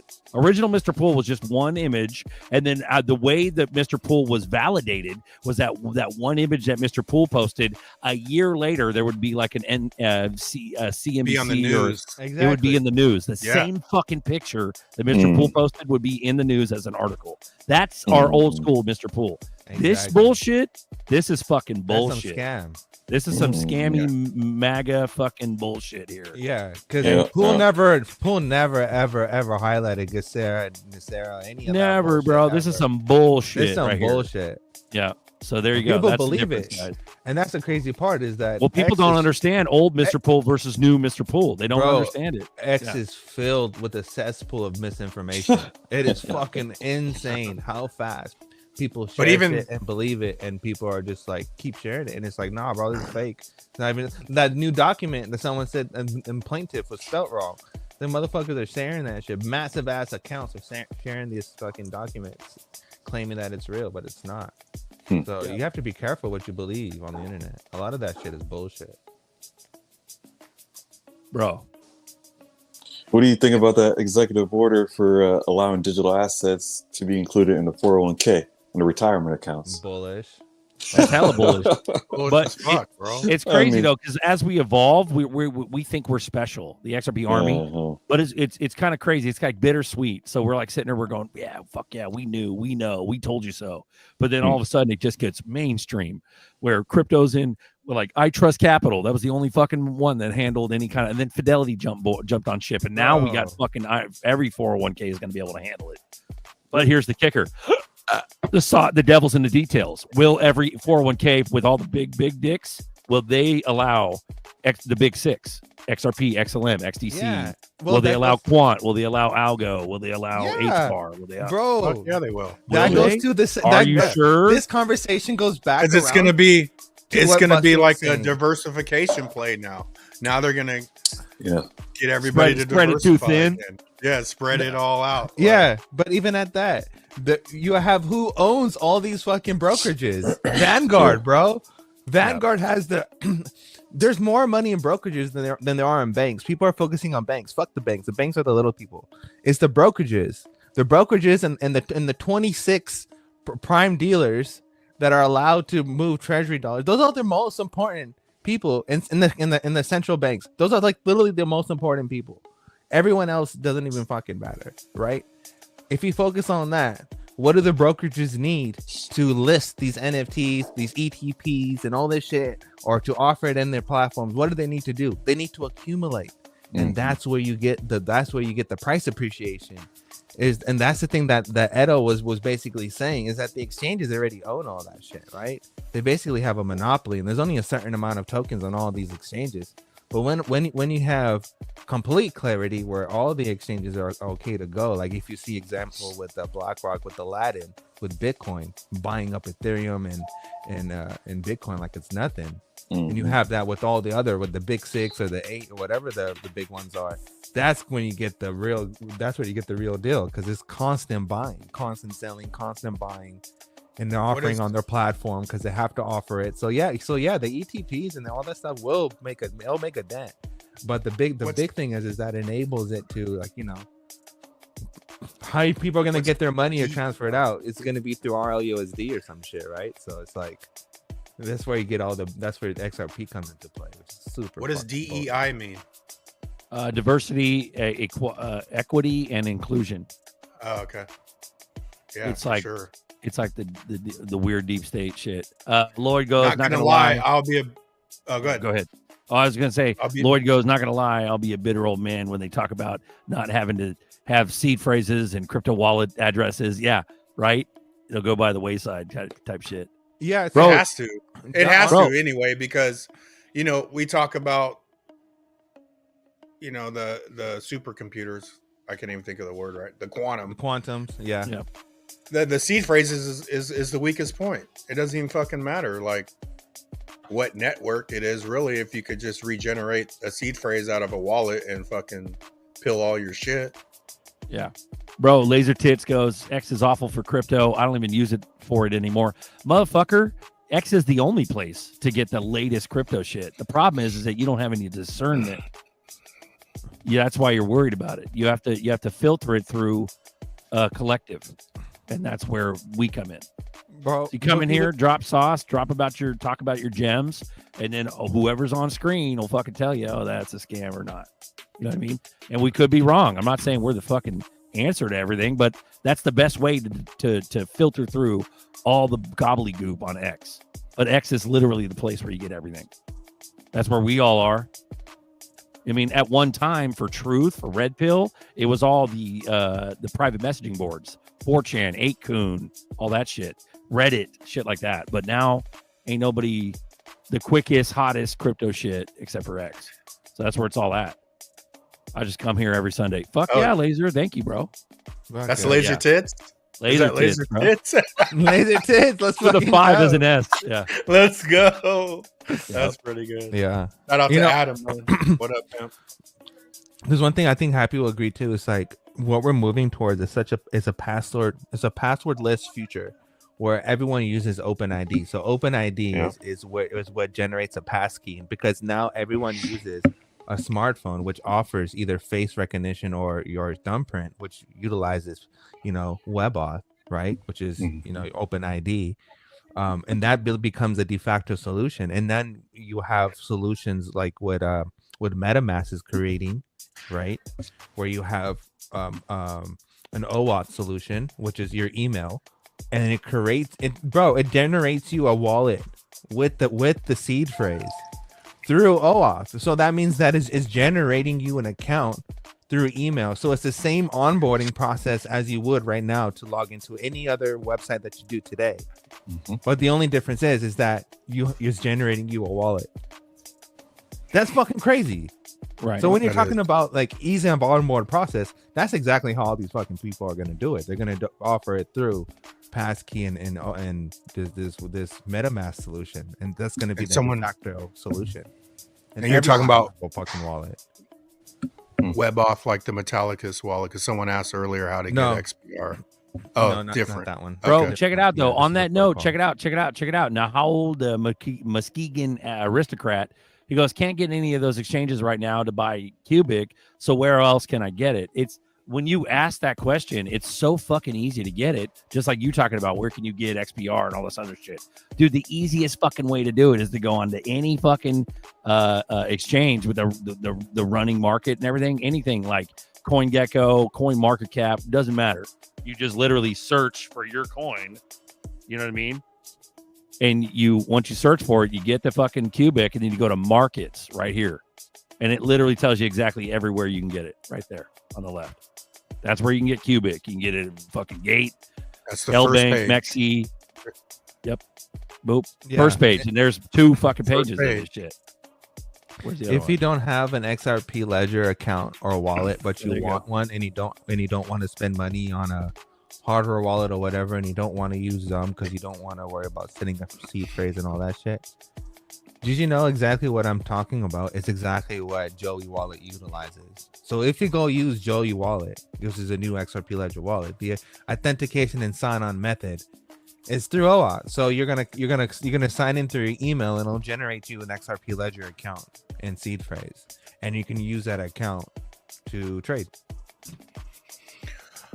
I'm gonna drop down, guys. Yeah.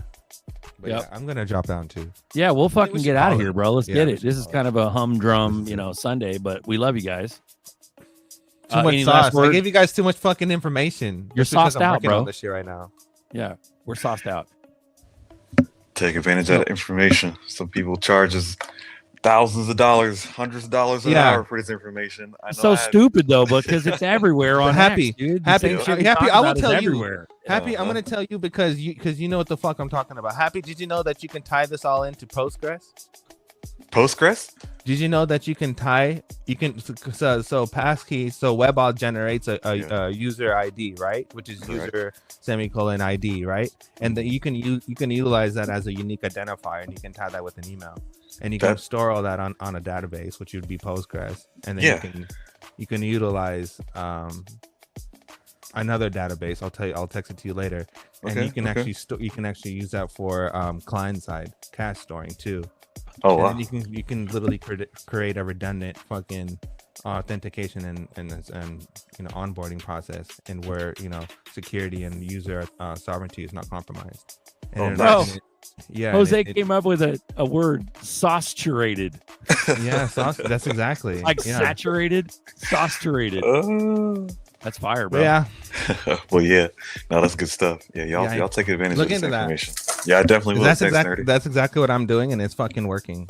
It's fucking.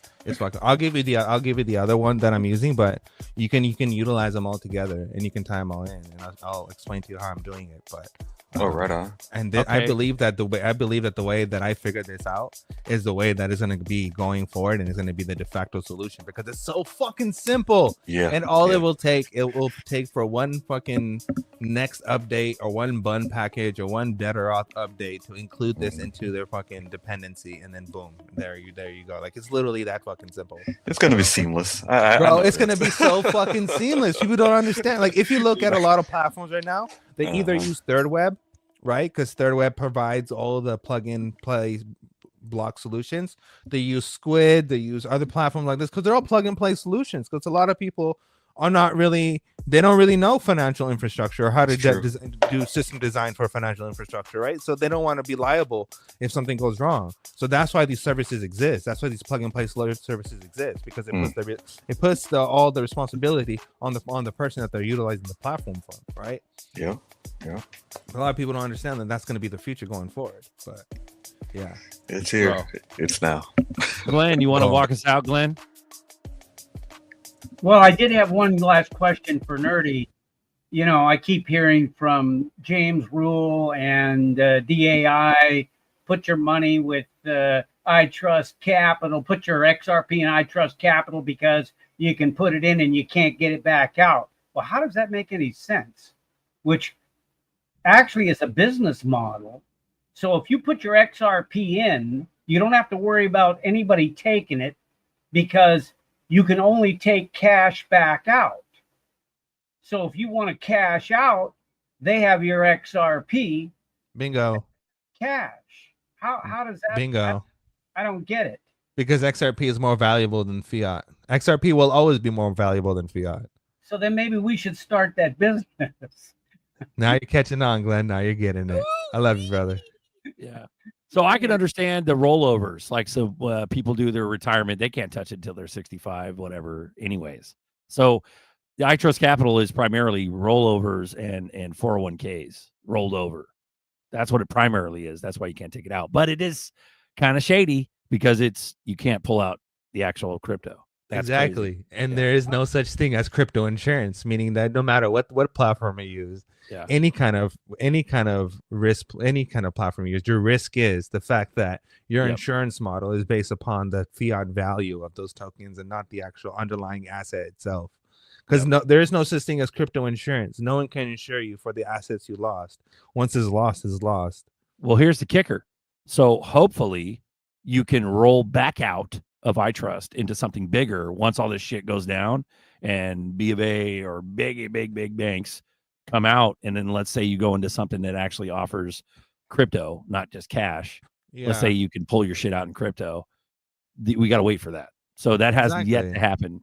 So because also the insurance company, what they can do, or I think what they do is the fact that how they evaluate everything. So they probably evaluate everything at the point of deposit, and they don't evaluate the insurance based off the amount that you gained, because they'll say like we're not a brokerage or some bullshit like that. That we can only insure you based off the insurance, which is based off what you deposit at the time of what was we insured only what was deposited at the time of deposit or whatever, the value of what was deposited. Because that's the only thing that makes sense. Why the fuck would they pay you extra money on your gains? That makes no fucking sense. That business would go down. Read this. Look. It goes, me in 2028 when all the Bitcoin treasury companies' claims add up to more than 22 million coins. Exactly, what bro. the fuck? Yeah. All these fucking agencies and these fucking exchanges and shit, they're just fucking gobbling up the digital assets because they know it's more valuable than anything else in the world. And that's and the claim that there's only 21 million coins. Yeah, bro. Like all these exchanges, like what's gonna happen is eventually what they're gonna say is you'll be able to sell your crypto to us, but you won't be able to buy it. And they've done this before. They've tested it out a few times. Yep. Yeah, DAI, he's one of the main guys, but he's long since been compromised by bro, a lot of these people are a lot of these people are paid fucking shills. A lot of these fucking people are paid shills. You have to understand that's how like social media and all this shit works. Like the only money we make is through that QR code. Besides that, we don't make a single fucking dime from this show for a time or anything like that. But don't other get me people wrong, bro. If real money came in, we could. But other people make money through scamming other motherfuckers, and that's you motherfuckers, right? Because how else would they make money? They have to promote something to get fucking a certain amount of users to meet a quota on the platform so they can get paid money. Like that's how this shit works. Don't get me wrong, bro. If real money came in and was like, hey, we'll give you a fucking 100,000 a year or something like that, like for us to like go like shill, like that could happen. We could I'm human. We're all human, dude. We need that shit. But at the end of the day, there would be no show. Exactly. It would immediately not be what it is now. like even with X, like the whole point of X is engagement. So even if the information is true or false, it doesn't even fucking matter. It's about engagement. That's why you get more people going into and commenting and reacting to fake information, which is a delusion, which is basically a fucking crazy doctrine that they've created with this whole bullshit. And people like that shit. And then if you talk against it, they don't want to follow real information because it goes outside their understanding because they've been fed this fucking whatever the fuck they've been fed, this delusion, which is crazy, right? Buying motherfuckers. They're doing ads and why they you originally came here. They're doing ads, and then everyone has confirmation bias through all these accounts who are pushing the same ads, who are getting paid to the same fucking sponsor. And the dudes in the chat come here for answers because their gobbledygook shill asses can't make hide nor hair of it. Exactly. So they come to us, which is real. We're a trusted fucking show, and that's how everything's try to controlled. be that way. It's no different than the fucking media, you stupid fucks. Like, how you guys not paying attention? Most of you guys are old as fuck like us. How did you guys not learned anything by now, bro? This is like exactly how this shit works, bro. What the fuck? Nerdy. Come on, guys. Mockingbird and all this shit. We can be conspiracy nuts, but if you're not studying how Mockingbird works and realizing and have pattern recognition to understand that the same shit is happening today, what the fuck was you spending all that time learning on that for? Yeah, I'm just saying, bro. Come on, don't waste it. Bob, don't trip. I'm in iTrust too, bro. Like, I'm not shilling the fuck out of it, but like, you know, a bunch of us are, because that was one of the first ones where you can roll over your fucking I'd rather not be in fucking traditional 401k bullshit. I'd rather be in iTrust because at least you could buy ZERPs in it. But yeah, it's fucked up. Glenn was right. You can only pull out cash, which sucks. But dude, my shit's stuck in there until I'm 60 fucking whatever. I don't even know if I'll live that long. Like, you know what I mean? So, yeah, I'm not bagging it. Money bags, not Bob. I'm not bagging on it. It's just one of those things where it'd be nice to have some sort of insurance, but there is no insurance. So the best we could do is just pray. There we go. Mojo, you guys are like my grandma on the phone. I love it. You say goodbye and talk for another hour. Ooh-wee. Welcome to the show. Crypto Wolf, get your ass on here, bro. Don't forget to brush your teeth. Yeah. No, it's because like we're passionate about this shit, and we've seen a lot of people get scammed over, and it's really fucked up, bro. It's really messed up how a lot of people fall for this shit. Because it's like you have to understand that a lot of people are not like super rich, and it's like all their money they had invested into certain assets and shit. And then you have scammers that come online who just fucking screw people over. And then you have people who don't teach other people about, you know, security practices of looking at different links or checking up all this different shit. And then people get screwed over, and then like there's no way. And then when people get screwed over and they ask them for help for recovery, they don't even fucking help them recover, which is even more fucked up. Look at these motherfuckers. And then at the buzzer, everybody joins. This is another fucking I wanted to jump on because we started talking about the iTrust Capital stuff, and I just wanted to give you say, hey, we're going to end the show. We're leaving, so everybody wants to hang on. What's up, Lizard? What's up? Go ahead. So check it out. With me and my plan, because I have iTrust Capital. And I wanted the gains from my 401ks, and so I moved it over like the rest of us did. But now, I'm going to set that up where I'm cashing out recurring profits after the 5-year minimum or whatever, because I did it a long time ago, so it's not a big deal. But you cash out the XRP that you're going to live off of and sell anyway, and you get that on a recurring transaction. So your money it's mailbox money that you moved over from your from your traditional IRA, and you're going to have a whole lot more gains. You're going to live off that money anyway, because if it sat in your IRA, it's still going to be like mailbox money when you retire. So this one is just more, and it's tax free as you pull it out.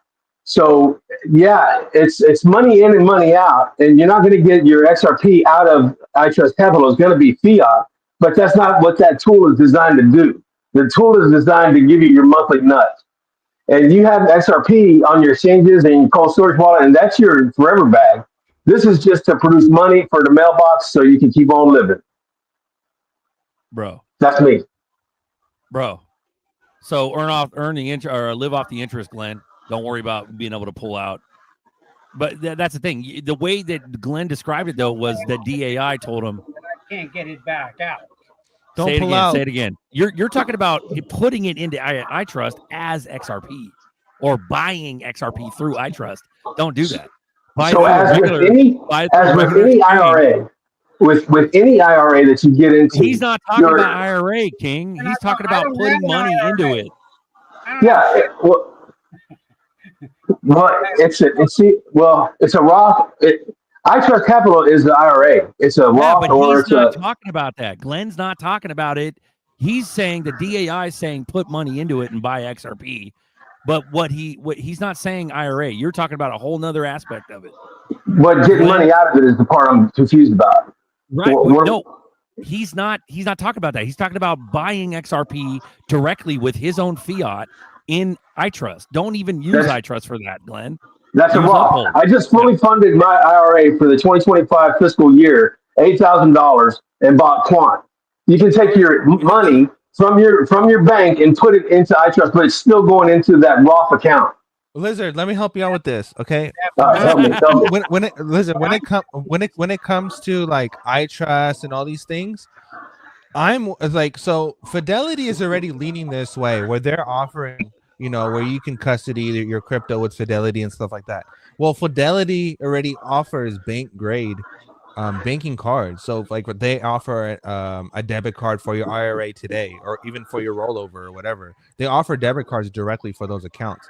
With that being said, I don't really believe that we need banks going forward as a solution. I think we're going to be more dependent on brokers to where, yes, our assets are custodied within a wealth management or a wealth savings account or something like that, where it's earning yield on it, right?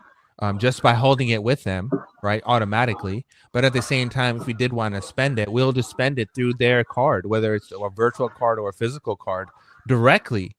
So so you wouldn't need to technically off-ramp. The off-ramping solution will be a direct solution, where the off-ramping solution is if you want to spend it, you spend it directly. But you're using their interface or their platform to do so.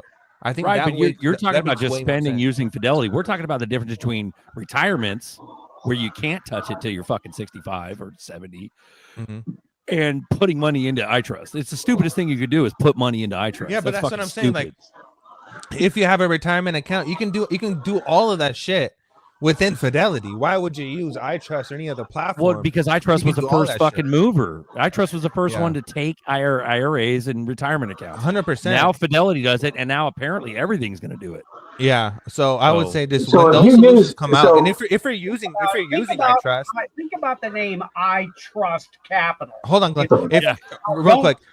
If you're using iTrust, spoken like a true fucking conspiracy theorist, that the name trust is in it, it's bad. If you're using iTrust and all these other solutions come, then this transfer your shit to those solutions. But like, if you're in America, I think your best thing to do is use American solutions rather than trying to use solutions that are not, within America. Because legally, if you start going through, someone loses your shit or you have an FTX solution or some shit like that.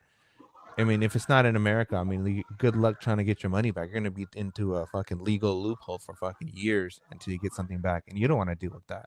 Yeah. See, with me, the reason why I went with them is because I had a fucking 401k or a 401b or some shit. And I didn't want to stay in that traditional bullshit because the growth rate is nothing. Ever since I went over to iTrust, dude, I'm already in the green. I'm good to go. But that's because I couldn't touch that fucking 401k without massive penalties. You see what I'm saying? That's the only reason why I went to iTrust. 100%. So other than that, don't touch it with your real fiat. Fuck that. Buy it on Uphold. Store it in a cold storage wallet. Apex, hello, sir. Good day, sir.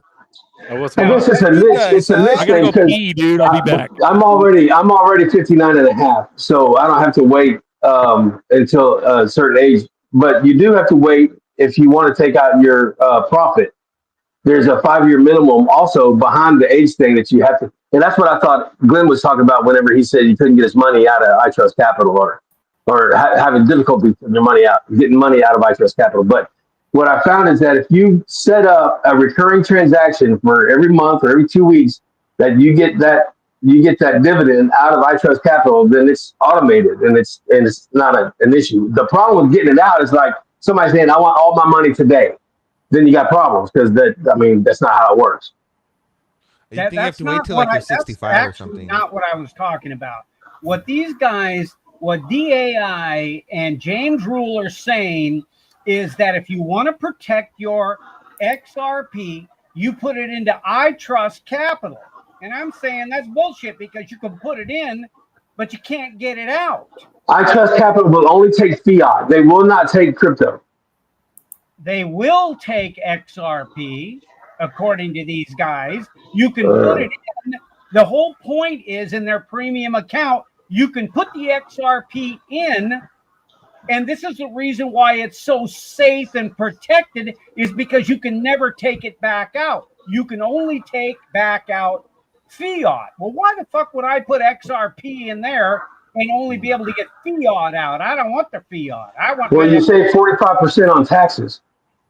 No, that all depends on your situation, right? It's not your forever bag. It's just a tool for your monthly nut. That we don't even have taxes where I am. Well, you have taxes if you're an American, no matter where you are in the world. Yeah, but that's not necessary. That's not. Yeah, what Glenn is saying is that tax is dictating based off your jurisdiction, which is true because different jurisdictions have different taxes. You're a jurisdiction. Yeah. I mean, what kind of this makes me think of is if you're using any sort of centralized platform, it doesn't matter if you're using an exchange, I Trust Capital, if it's a retirement account or just a brokerage trading account, everyone's going to get their lick of your coin or your fee, right? That's the business model. That is, and even if you use their protocol for a debit card or one of their cards that they issue to you, they're still going to make money on the back end of that. Right. But you know, if you've been watching this channel for any length of time, I mean, we've been talking about this, right? Is really the end game should be decentralized exchanges and institutional grade DEXs where your yield or the instrument in which you are investing, whether it's stablecoin fiat or cryptocurrency fiat, is locked to a smart contract, right? Because that's really where you get the fees way down. Because all these places have fees because all of them have advisors and all of them have their own infrastructure and many of them still have their own offices. They got to pay the bill somehow. So they have to generate a yield in some way. And a lot of them, if you look into the fine print, not necessarily, I'm not talking specifically for retirement accounts. I'm just talking about centralized platforms that are offering financial instruments as a service. A lot of them are actually, when they're giving you a yield on your XRP or on your Bitcoin or on your Ethereum, it's because as soon as you put it into their platform, you are then the liquidity, right? And they are either borrowing against it or leveraging it to generate a yield, and then they're kicking some of that back to you, the user, which is why it is very risky to hold your coins on these exchanges. But I get what Glenn's trying to say, and I get both sides of it, but make no mistake, if you put your coins on any of these platforms, you're going to be paying fees, like, because they have to pay the bills too, and they have overhead. So that's just the way it's going to be. Yeah, I'm not arguing that. My point is, if I put my XRP on your platform and I want to be able to take my XRP back, and you're saying I can't, I can only take back fiat, you can take a fucking hike. Pardon my French. No, agreed. Glenn, you are thinking about that the exact way I would. But that, I mean, that's just me, right? And again, the platforms that have gone down, and again, I'm not trying to criticize the solvency of any of them, but as soon as you make it easy for me to put my asset on your platform and make it very difficult for me or impossible for me to withdraw it, my red flag goes up immediately. That's reptilian. Just for a little bit of yield over the course, you don't get paid out for a year or so. Like fuck. Lockup periods, right? Yeah. Like all that stuff. And this is hold on, okay, I'll let you go real quick. What this happens is what we call a fucking interchange fee loop, where you have interchange fee to onboard, interchange fee to convert, interchange fee to off ramp, and then interchange fee for off ramping that off ramp. right? So you have a fee to offer to convert it into dollars, and then you have a fee to send it to your debit card, which is, and mind you, all of this is 4% because it's all like between 3.75 and 4% for all the fucking exchanges. Most of them are just 3.99.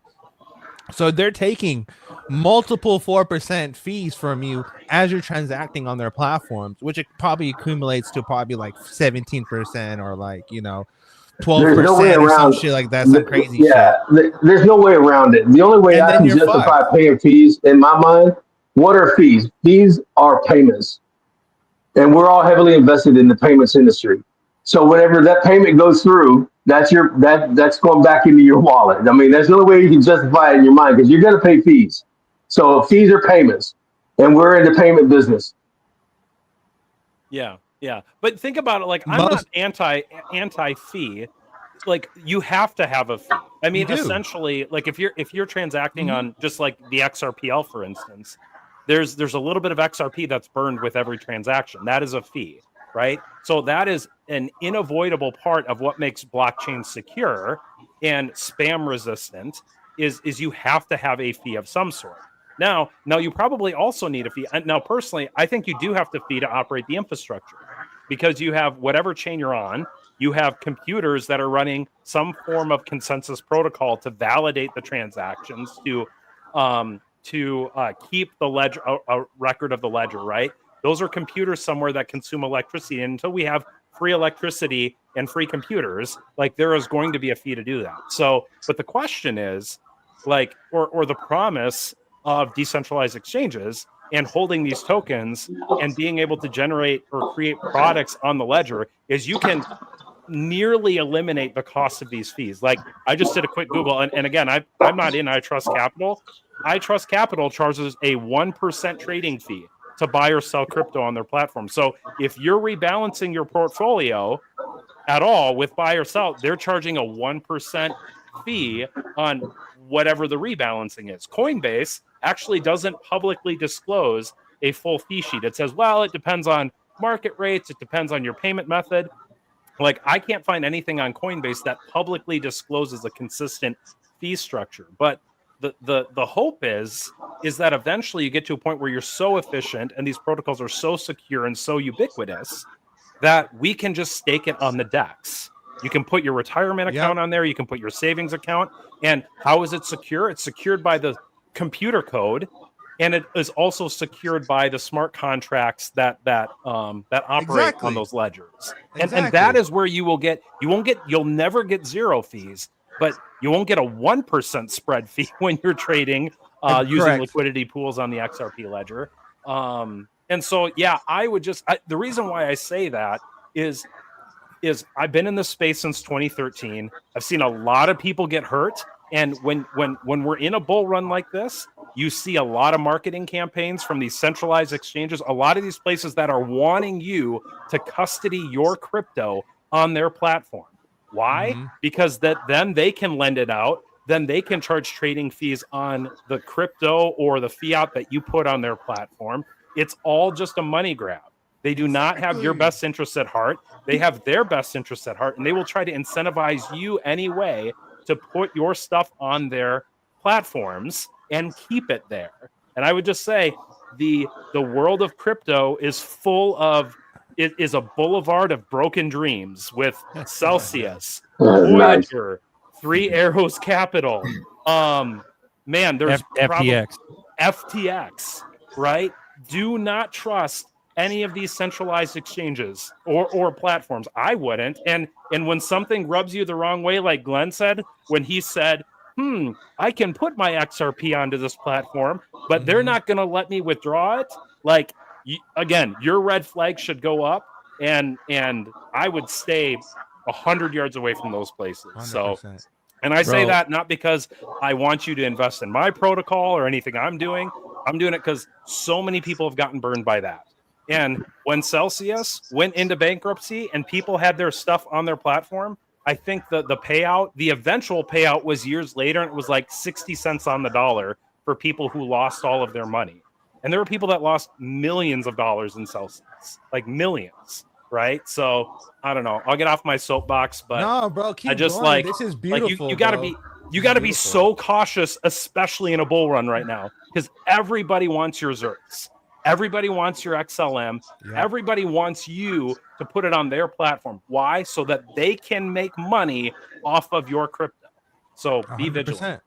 So whenever I started my iTrust Capital account, I funded it with a rollover with cash, fiat, and then I added to it yearly with cash. So I'm putting cash in, I'm taking cash out. I'm only using the XRP to make gains in fiat. I only want the fiat out of it. I got my XRP stash somewhere else. That's only that's a smart move because you're using it as an ATM. You're using iTrust as an ATM. It's going to cover my nut. Yeah. You're right, but Glenn's original shit was like, "Hey, XRP is my nest egg. I'm not putting that shit on." Yeah, that's not what you do with that. Yeah, but you're using it somewhere else. You're throwing some extra cash on top of the original rollover that you couldn't have fucking used. It's all extra, bro. Yeah, so it's extra, but you've got your own forever bag of ZRK separately. Yeah. Absolutely. It's just a way that I got mailbox money coming in, and I don't have to go to the exchange or try to cash out and take fiat to the bank from my cold storage. Because you're not supposed to take it off your forever bag is one way only, right? You're not supposed to send it out of there from the quant computer situation. So if you're just going to have that forever bag, then have an account at iTrust to send money to your house. Boom. Yep. Can I say something real quick? Because I'm like urging to say this. What Apex said was beautifully said. You know, first of all, clap on that. Second of all, what he was saying was the sauce. Okay, it's operational cost right now, which is the whole thing. Okay. With all these services, we have a decentralized, for example, this is where all the blockchain and stuff comes into play, is that you have not just decentralized applications, but decentralized services as well, which can completely lower down the cost, their operational cost for all of this shit, which creates a completely different competitive environment for payment providers or payment gateways. Because now, understand this is that you have right now, there's a problem with all these. So you have different payment providers, but different things. Like you have WeChat, WhatsApp Pay, whatever, Venmo, whatever, but they're so separated, right? And then there's a fee within every single one. And if you're trying to onboard people and you're trying to get people to off ramp or whatever, you can just use fucking Interledger, bro. Interledger can be the payment gateway for interacting for the interoperability for all payments, right? And then you don't have to charge a big ass fucking fee. You can charge one fee for the whole fucking process rather than charging fees within the process. You get what I'm saying? Like that changes the whole fucking game. And then Apex also highlighted about DEX trading, and that's another big thing. Is right now we trade with these platforms, but the platform has incorporated their fee within that structure. But if you're using the actual network itself, it's zero. It's basically like pennies on the dollar just to transact on the platform. Doesn't matter how big the transaction is. That's just the way how it works, right? Nerdy, I wish I had 10% of your knowledge in this shit, man, for real.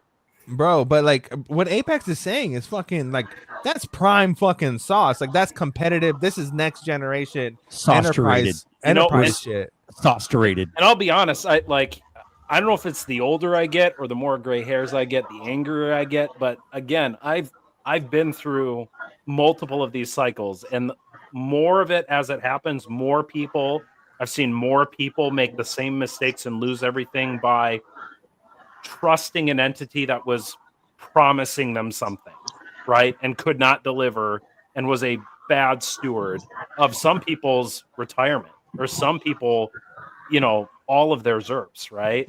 And so I'm just passionate about protecting people, and so that's where it comes out. And that's what makes this show, because we ultimately want to try to help these motherfuckers. 100%. And I know there's new people watching. I know that we got new people tuning in all the time, and they're just, now getting started in their crypto journey. And it's like, just want people to be as educated as possible for themselves. Right. Yeah. So Yeah, and this is good discussion. I appreciate you guys always letting me on to. We got a couple of questions in the chat, but Mountain Man, you want to talk, bro? You got on? What's up, brother? Yeah, for sure.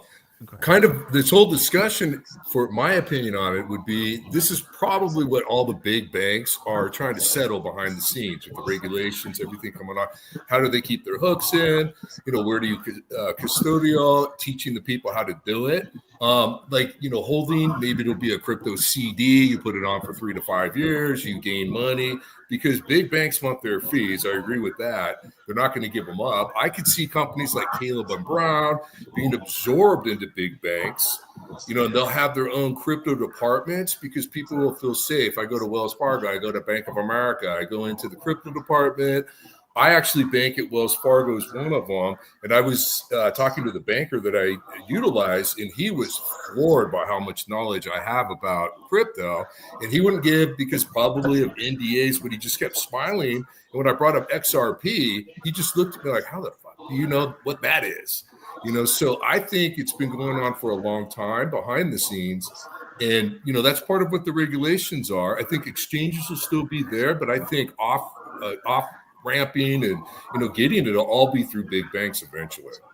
Yeah. So here's the two questions I wanted to get to real quick, Nerdy. Mo Zerps goes, we won't need to off ramp once we can use stable coins, right? Yes. Well, yes, but what I'm saying is I don't think you're going to have to off ramp at all if you plan on doing like a slow sell off. Like for instance, if your life is okay now, you might as well stay in Zerps until there's a solid, trusted way of earning yield on chain with your Zerps. So that's what I think. But if you do sell into fucking stable coins, you are off ramping. You're just off ramping into a fucking stable version of crypto.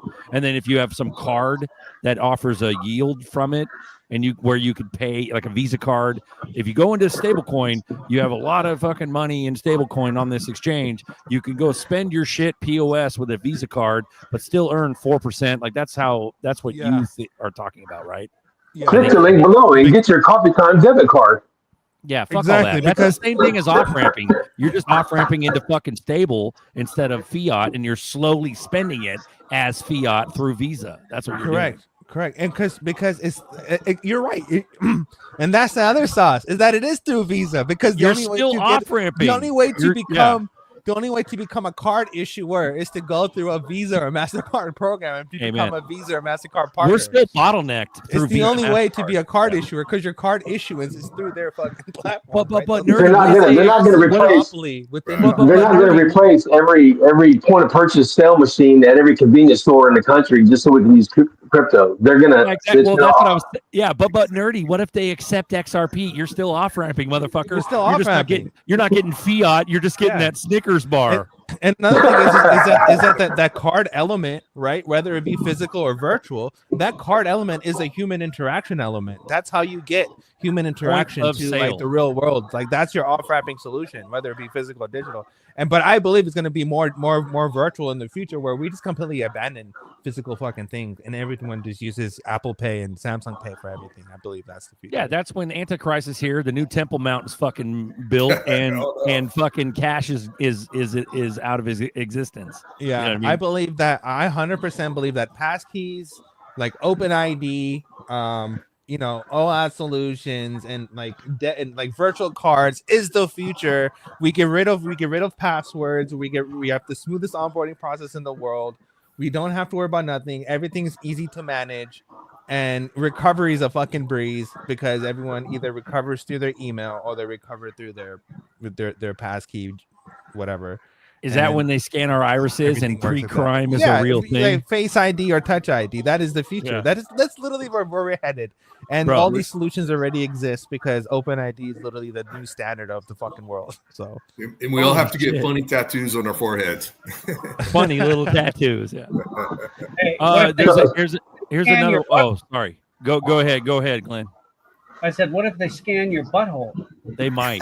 It better be tan. You have to sun it first, though. You sun it first, so that way the reader can actually get an accurate scan of the butthole. So yeah. It scans your palm right now. What's stopping it from It scans your face and your palm. What's stopping it from Bro, I scanning bet any you other we part of have your body? unique butthole wrinkles. You know what I mean? I bet you we do. Oh, butthole thumbprints. Butt prints? Yeah, bro. Butt prints and pigmentation. Oh, God. All right, Count so me Nelson's out. got another question. So when banks start to custody crypto, are you guys going to custody with the banks? Ooh, I think it's an individual journey. I think part of it, some of it, when it's like legit big, and take some of it, Well, throw and it in if the you bank. do like FDIC insurance and all that, because it's just going to be, the decimal point will be further away. You know what I mean? It'll be bigger numbers than 100,000 or 250,000. It'll probably be $1 million. Yeah, but you don't fucking put 20,000, 50,000, 10,000, 5,000 ZERPs in there. You put fucking 500 ZERPs in there. Right. Yeah, it's going to be another tool. So whenever you pay your light bill or your gas bill and your water bill, it may need to come from the bank. So you might need to keep a little bit over there so you can cover that expense. So you don't put everything in any of these things, right? So you use them as a tool. All of these platforms is just a way to get to your money with one hop. But we also have to put in consideration is taxes, right? Like a lot of people are not considering they will find out about financial gains one way or the other, and the tax bill will come knocking at your door one way or the other. So there is like a lot of people are focusing on holding their asses, but they're not really focusing on this fucking this taxes part, which I believe is gonna fuck a lot of people over because they're not really prepared for it. But my personal solution is I'm most likely gonna go with Fidelity, Uphold, and Wells Fargo as my trio. Word. And then, if Uphold offers a card, I'll use their card. The other two already offered cards, and I'll just use either or and just hold my stuff in either or. And then the taxes will just generate, and I'll just use TurboTax for everything, and I don't have to worry about nothing. Boom. And you might want to link something to your phone. So when you go through McDonald's or you go through the Whataburger drive-thru, you can pay from your app and it'll come out of that account. Yeah, like I'm doing in a way where I'm not fucking with the IRS. No Interoperability. You guys can do that shit. I am good. I am fucking good. I do not want to go to jail. I am okay with that. So yes, I am. Find a crypto CPA, nerdy. Yeah, I was shocked because I did actually for the first time last year, do a 1099 from Uphold and all that, and I was mind blown how much my CPA actually understood crypto. And he said other clients, he's like, he could not imagine how much money people have made on crypto. I said, wild. You should buy some. So what Uphold does, if people don't know, what exchanges do is if you hold their assets and you make money on their platform, I think it's more than a month or a few weeks, depending on whatever their little plan is or whatever they offer, their agreement, that automatically gets sent to the IRS. So the IRS knows about your crypto gains. So even if the Treasury is in charge of the IRS now, I think some shit's about to go down. Well, here's another thing: everything's going to change. Yeah. What people don't understand is for elder people is that even if you're on disability and you're trading crypto, that's even though you don't have even though you're not filing a W-2 and you don't have income, like you don't have a job income, that's still considered like capital gains, and you still have to pay taxes on that, even though you're on disability. Like there's special disability investment accounts that you can avoid all of this stuff, but that's also a thing that people have to realize, like what's your situation and what situation you're in and what solution best fits you for your personal situation, because there's not really one fit all situations for everybody, because everyone's in a different situation in their life or different phase in their life. So that's one thing about listening to people online and like saying, oh, you just use this, just use that, it's so fucking simple. Like, no, fuck you, you don't know my situation and you're gonna get me screwed over, right? Like I think the best thing to do is, if you're gonna do all this stuff, to seek an actual IRS or tax professional, go over what you're trying to do, and they'll probably give you the best plan. But I don't think listening to random fucking influencers online, even myself, will be any kind of smart financial thing to do at all whatsoever. So MRNK85 goes, are we in control of our assets on iTrust? No. So definitively no, because you can't touch your assets. You can only swap them around for a fee to rebalance your portfolio on iTrust. But as soon as you try to withdraw, it's all cash, it's all fiat. So we don't have access to or control of our assets if we try to decide to withdraw. So it's only cash, and that's what this whole conversation was about. MRNK 85. So it's like Robinhood. Not your keys, not your crypto. No, I take that back. I think Robinhood sharded, right? Didn't they shard the keys? Yeah, I'm not familiar with Robinhood personally. Yeah, but that's Robinhood. That's the sheep entry is Coinbase. That's my and view Robinhood. on Robinhood. Fuck Robinhood. Fuck Robinhood. What, dude? He like stole from the rich and gave to the poor. What do you got against that? Like, he also I heard some prevented shit. the whole GME stuff from his whole fucking platform exploding. I heard some shit like wasn't he like Pelosi's nephew or some shit, or is that like Newsom or the CEO? The CEO's like family of some fucking crooked piece of shit politician somewhere. Yeah. The CEO of Robinhood, yeah. But I don't know. Maybe that was debunked. Who fucking cares?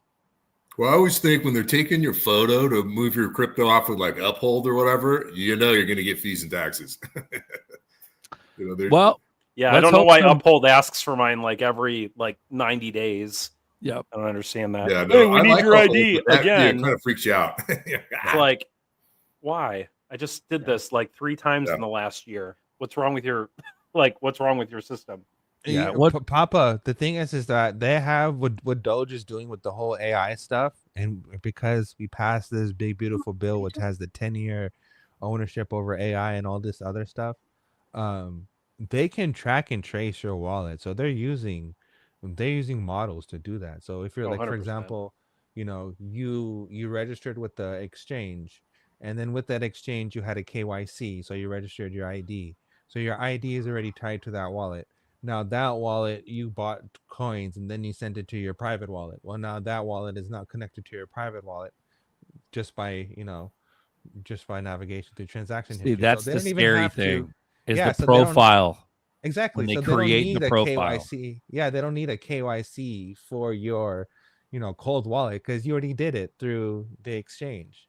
But here's the thing, though. Here's the kicker: is that where do they draw the line? Because that's an invisible, fucked up line. And how legal are they're gonna make said AI profile tracking all your addresses? They don't know that it's your addresses. This goes back to the whole we're in fucking boating accidents thing. They'll find So out. you can muddy the waters a shit ton of times. But yeah, sure, they could track it all the way down to fucking 30 wallet addresses, all the way down. But you mean this is the weird thing where it's like legally. So maybe they just get rid of the IRS. Maybe we're just the fucking we're in Shangri-La in the beginning. Okay, so what you're referring? Okay, so with we're the lucky mixers, ones that are in Shangri-La because dystopia is coming. If you see what happened Yep, with Tornado that's Cash true. and Mixers, Tornado Cash, that the whole thing got screwed over. Like Tornado Cash is dead, 100%. And if you see what Cubic is doing with Monaro, like Monaro is dead. Like Monaro is not gonna. Cubic is fucking is destroying out. Monaro. Yeah, it's killing MR. It's killing they don't Monaro. want privacy coins. Yeah, so privacy coin and mixers are gone 100%. So even if you try to use them, it's not gonna work. They'll still find you. Dude, and only like the There's tippy no top escaping this. motherfuckers that are only the motherfuckers that are deep into crypto Twitter or even know about Cubic taking over fucking Monero. That's crazy. Yeah. We've only touched on it a little bit. It should be fucking headlines, bro, for all crypto. Well, because people are Bitcoin's for freedom and Monero's for freedom and privacy. Never, dude. Twitter. That reminds me of what they talk about whenever they say a permission ledger. Nerdy, can you talk to what a permissioned ledger is versus the regular SRPL? Yeah, but what Twitter has become no different from TikTok, but for fucking financial fools and like us and then fucking conspiracy nuts and like shit like that. And then TikTok. I think there's more detailed sauce in our shit though. TikTok's so quick that they don't really give the whole rundown of what's there's what. like we're more sauce in our show 100%, but I'm talking about TikTok in particular, like the whole platform of TikTok. I mean of Twitter. Like Twitter is just everyone's just trying to make money. Like it's no different from TikTok in that regards. Now I'm gonna answer religious question. Run it, bro. What you asked me about the position? The difference between the permission ledger and the regular SRPL. Okay. Hold on, let me pull up some real information so I'm giving you the right information.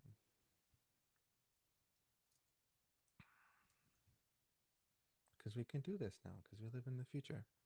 Okay, Oui. so the main difference comes down to how users participate in the network and how trust is established and governed. That's the main thing. So a permission ledger uses practical Byzantine, so BFT, but requires validation from all to be pre-approved, and then the XRP uses the UNL, which is open and fast. So it's just about the consensus and how a thing is verified. So another way to Is think that about the private and public ledger? Yeah, so permission. I'll let you go, Apex, real quick. Permission ledger, internal settlements between banks, corporate supply chains, CBDCs, and confidential data sharing. And XRP ledger is global payments, DEX, tokenization, open apps, and NFT markets and remittance. So is that the public and private blockchain? Yes. So permission will be the private club, and then XRP would be the public highway. You can another easy way to think about it is like the JPM coin. They have their own like internal blockchain. It's not what would be considered distributed ledger publicly, but it's all on their internal network. You know, so if you think about like internal computer networks versus public internet, trying to think of a simple example. So like my home network, I've got a local computer that exists on the internet, so I can talk to you guys out from the internet, but you guys can't access the files on my computer, right? Because that's only internal to my home network, right? It's kind of the same thing. So a permission blockchain would mean you have to exist on a permissioned internal network. You would have to be given access to transact on that network. Versus a permissionless like the XRPL, anyone can submit transactions to it, to the ledger. You don't have have any. Anyone can do that publicly. You don't need Ripple's permission. You don't need the XRPL's permission. And that's kind of the difference: is who has permission. Thank you very much for clearing that up. Publicly versus nope. You need the permission ones would be on like an internal network. Yeah, perfect. So open source versus closed source. And private servers versus public servers. Beautiful. Without further ado, you're so smart. I'm so glad you joined. We missed you over here, dude. Man, I wish I could jump on more. Yeah, just life is busy, but hopefully when we get to Moon, my life can change too, and we can hang out more. Yay! Yeah, and I have to say, nice to meet you here online too, Apex. And Glenn, actually, and Lizard King too. I was a slow person to get on. It's cool though. Yeah, Apex is a fucking genius, bro. Yeah. Yep.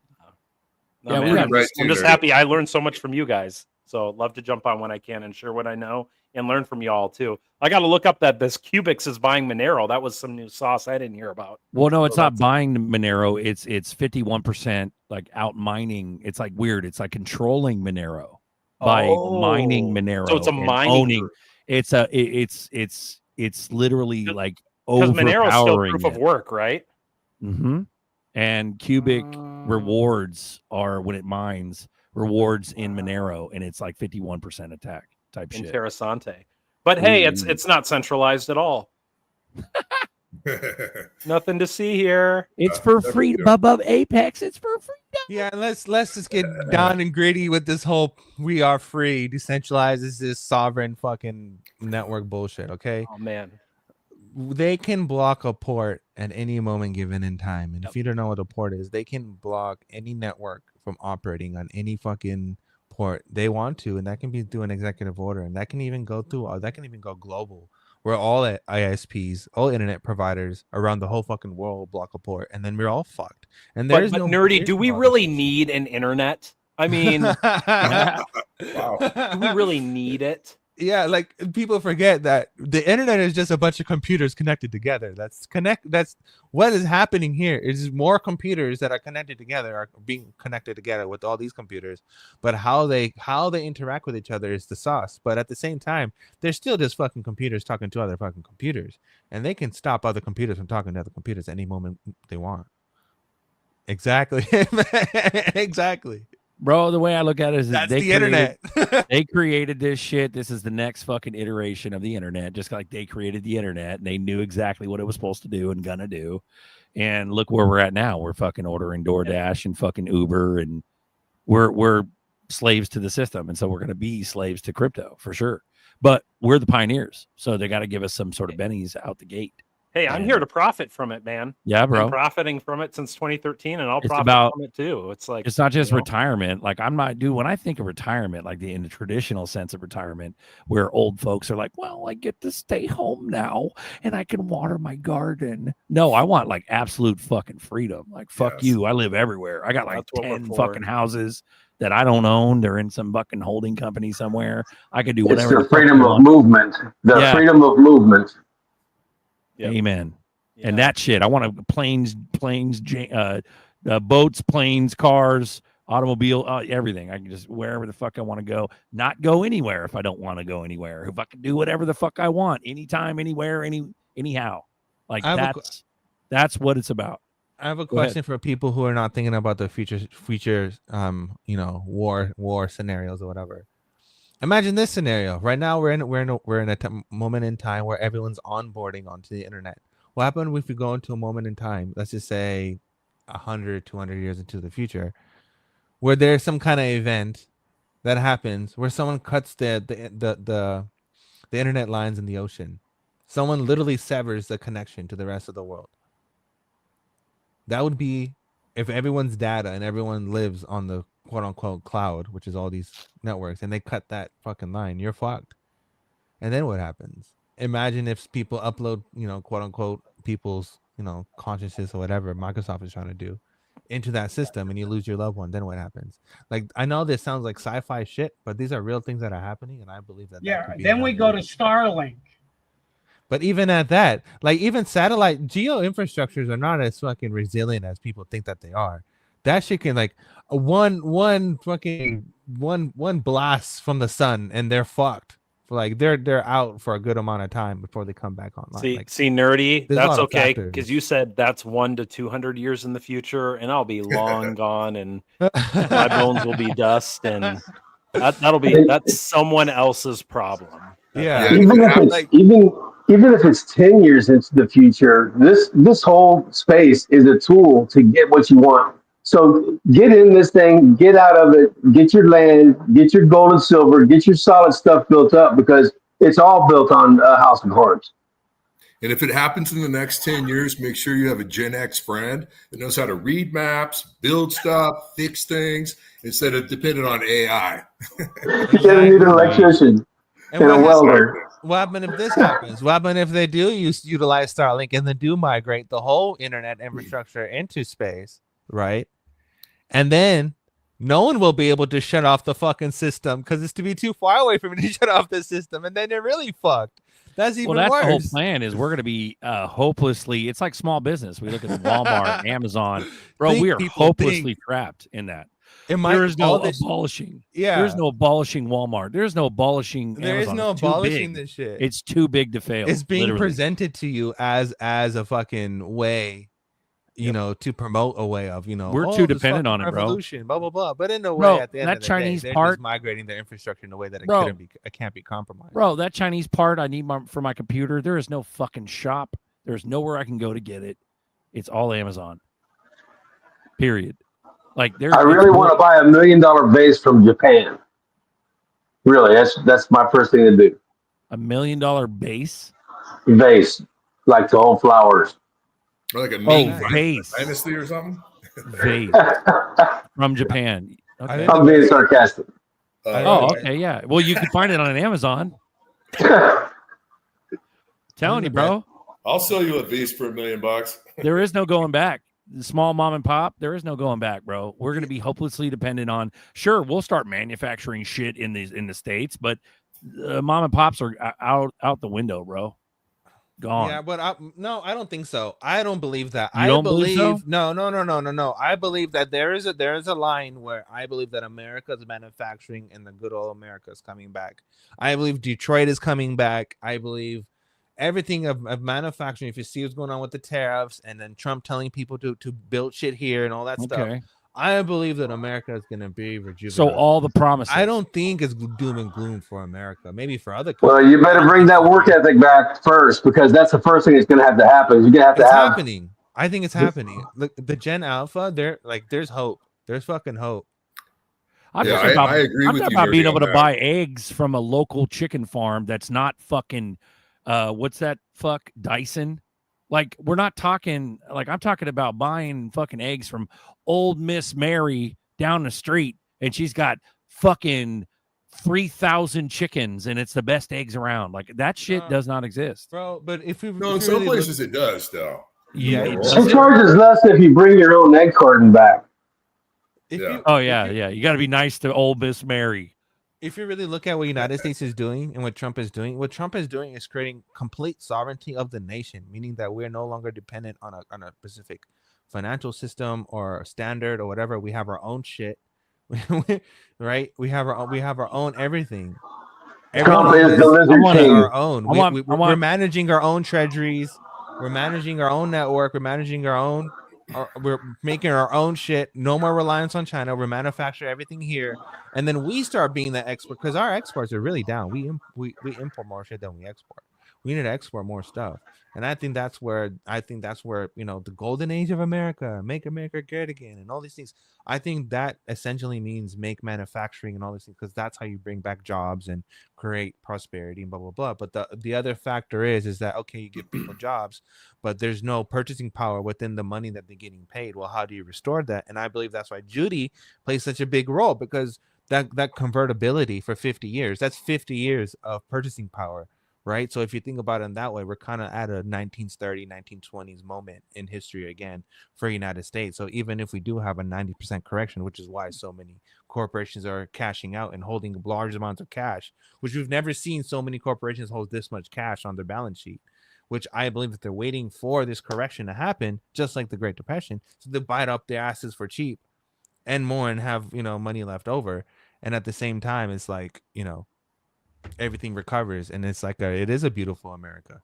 But old Miss Mary's omelets, bro. Old Miss Mary's omelets. I don't think it's Trump is trying to cancel that dip, because what he's saying is buy now, because it's only going to go up from here. We're not going to have and I believe that's the whole case. Yeah, I 100% believe that's the whole case. I believe that once whatever the fuck is going on, whatever the hell is going, because no one knows what the hell is going on, but whatever the hell happens and it figures itself out and all this stuff works itself out, and we're at the point where it's all this stuff is in the past. I believe at that point in time, this shit just goes up and never stops. Turple Nurple, I am Miss Mary, sold 350 dozen eggs last year. Fuck yeah. We need you on every fucking street corner, though. There's not enough. Yeah, but how many yolks did she break? How many yolks did you break? How many of the Glenn, King's is that men your way put of you back flirting with together Miss again? Mary? Bro, Glenn's macking on Turple Nurple, dude. Let's go. Macking on Turple Glenn, you fucking match. We fucking we're matchmakers. You know what? I agree with what Nerdy just said. Trying to get them eggs. We're in a uptrend that is not going to stop. Damn. Yeah, I agree too, Nerdy, what you said, because just seeing what President Trump's trying to do is let the older people remember how it was, but also wake up the younger generations of what America, USA can be. Made in America, manufacturing, do trade jobs, be, construction, build buildings. He's trying to open up the younger generations, let the older generations be like, damn, those were the good old days. And, all of the elitists are freaked out because they want zombie slaves. So they wanted border crossers. They got to get rid of the border crossings to put it back in the hands of Americans. Right. Yeah. And I'm here in Southern California, and it's night and day with some of the ICE stuff going on, whether you like it or not. But again, it's allowing people to see how it can be, because a lot of people are, what do we do with all these people? Or we can never build and manufacture again. So if he can at least pull the curtain open and say, yeah, we can. And I think a lot of younger people, the alpha, below Gen Z, they're real into being grounded and making, making your own stuff and all that. You see that more and more and more. So I actually have a hope that we can maybe get back to somewhere in the middle. You know what I mean? Yeah. So where in the United States, we can make, really good products and do these things. But I could be totally wrong too. No. I agree with you 100%, because also what you're seeing too is when Trump posted the Great American Mortgage Corporation, what he's trying to do is exactly what you just said, but also make homes affordable again, right? And the reason why you want to make homes affordable again is because that's how you increase the population. Because the whole point of having a relationship is someone being able to, one, have purchasing power to work at a job, but two, being able to have the dreams or the eventually own a home together. But right now, that whole infrastructure of, one, not getting paid enough, and two, the prices of homes are ridiculously priced, is out of means for a lot of people. So a lot of people are giving up on having kids or whatever, and it's causing like a population decline. And I think what President Trump is trying to do is he sees that is the core problems of whatever is going down. Let all this correction happen, let the market collapse, let all this shit happens, but whatever happens after that enables people to, again, make America great again. Have a trade job, being able to work a good job, get paid a good amount of salary, and buy a home or whatever, and that gives people hope again. So I 100% agree with you. Though, hustle hard crypto. I just want more time with my family. Sick of being away from home 14 hours a day. That's crazy, bro. That's a fucking scam. Yeah. Yep. I've been there. Yep. Even when you think about the minute you fucking wake up, and so in other words, you ever heard that phrase? I don't start my car for under whatever amount of money. Like, it's like that. It's like when you wake up, you're literally waking up to an alarm clock, but you're doing it for the boss. So the instant you wake up, you're not counting the fucking hour it takes to get ready for work. And then good luck spending 14 hours if you got teenagers. No, when you still got to be at work. You still got to be at work. You're just gonna get blown up by those shitty ass teenagers. Bro, this is why I think that people are misunderstanding this, and that's why I think this is where Elon comes in, right? What he was saying about high value income. I think that people do get a dividend of some sort, some way, of some shape or form, right? Is because the government has a treasury, and they are accumulating assets, and they are making gains on their assets, so they do kind of have a surplus of money. I believe that we're going to get paid one way or the other. UBI is coming because it's going to happen in a way that you're going to have your regular income, which is your regular salary, and then you'll have something on the side which will help you, with your kids or your groceries or whatever. And it's going to be there, but it'll probably just be like, I think maybe the more you work, you might get more, and if you don't work, you get less. Because I think what he's really trying to do is incentivize people to work. Because if you look what he did with the whole UBI stuff, he's basically said, if you're trying to fuck with UBI, like, hell no, go get a job. You can't be doing that. And then he did the whole thing with the marriage stuff, protecting dudes from marriages and divorces, and saying, hey, you know what, no one can use divorce as a way to suck a person's wealth out. So the way how he's structuring shit, from my perspective, is that he's trying to put down these safeguards and trying to create this infrastructure where people feel confident again to live and try and fucking bring hope and actually do shit. Very true, but that's going to be a whole lot easier to do once the debt is paid down. Once the debt is paid down, then we'll be able to use those programs and do those kind of things a whole lot easier than with this debt over our heads. No, bro, I don't think the debt matters. Bro, it's like Apex said right here. This is what I agree with. You can't afford a home under UBI now, like welfare, fucking food stamps and shit. That's for a reason, to keep you fucking scraping and keep you, turn you into a fucking monster, a Section 8 monster, and that's what's happening. But when a CBDC comes, you'll be able to. So I think that new UBI will be enough to live on. It'll be like $5-6K a month. But here's the kicker: you can't fucking. Yeah, a lot of people will be comfortable with that. That's fine, but the incentive is incentivification. What Nerdy's talking about is really where it's gonna empower or hope.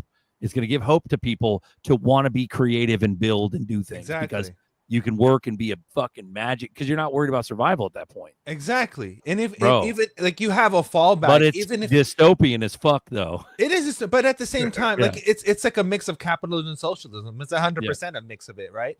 But Yeah. at the same time, it's like when you have a fallback and you're able to create and you're empowering people to create, because we're a nation of garage fucking startups. Like we are the nation of garage startups. Inventors. We're known for that, right? And we are the skyscraper nation of the world. Like we invented fucking skyscrapers.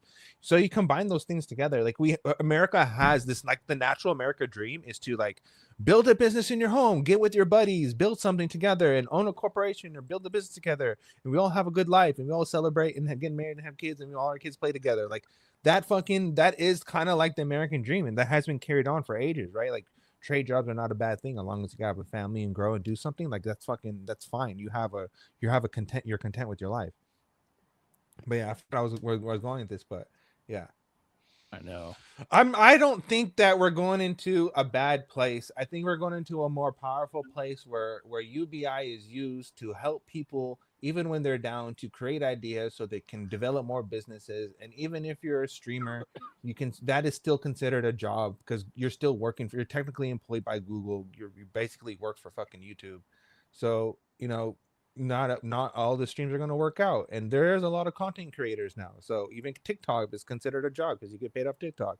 Well, it's so fucked. It's so unsustainable now. So, you can't survive. So something has to happen. But like I believe the gig economy is going to take off, and I believe that's where high value income or UBI fucking really plays a role, is with the gig economy, because there's going to be so many quote unquote decentralized services that people are going to be building shit, and they're going to be employing all these people to deploy their stuff, that you're going to have a lot of gig jobs within that thing. Like delivery services is going to be fucking really massive going forward, because a lot of people are going to rely on in-app, buying shit on an app. So if we bring back manufacturing to the United States, then what's going to happen is our export is going to have to increase. So there's going to be jobs and businesses for exporting. So that's going to be a growing sector of the economy. Yeah, so like you turn one wheel and all the other fucking wheels turn. That's the thing about capitalism. Like it's a machine.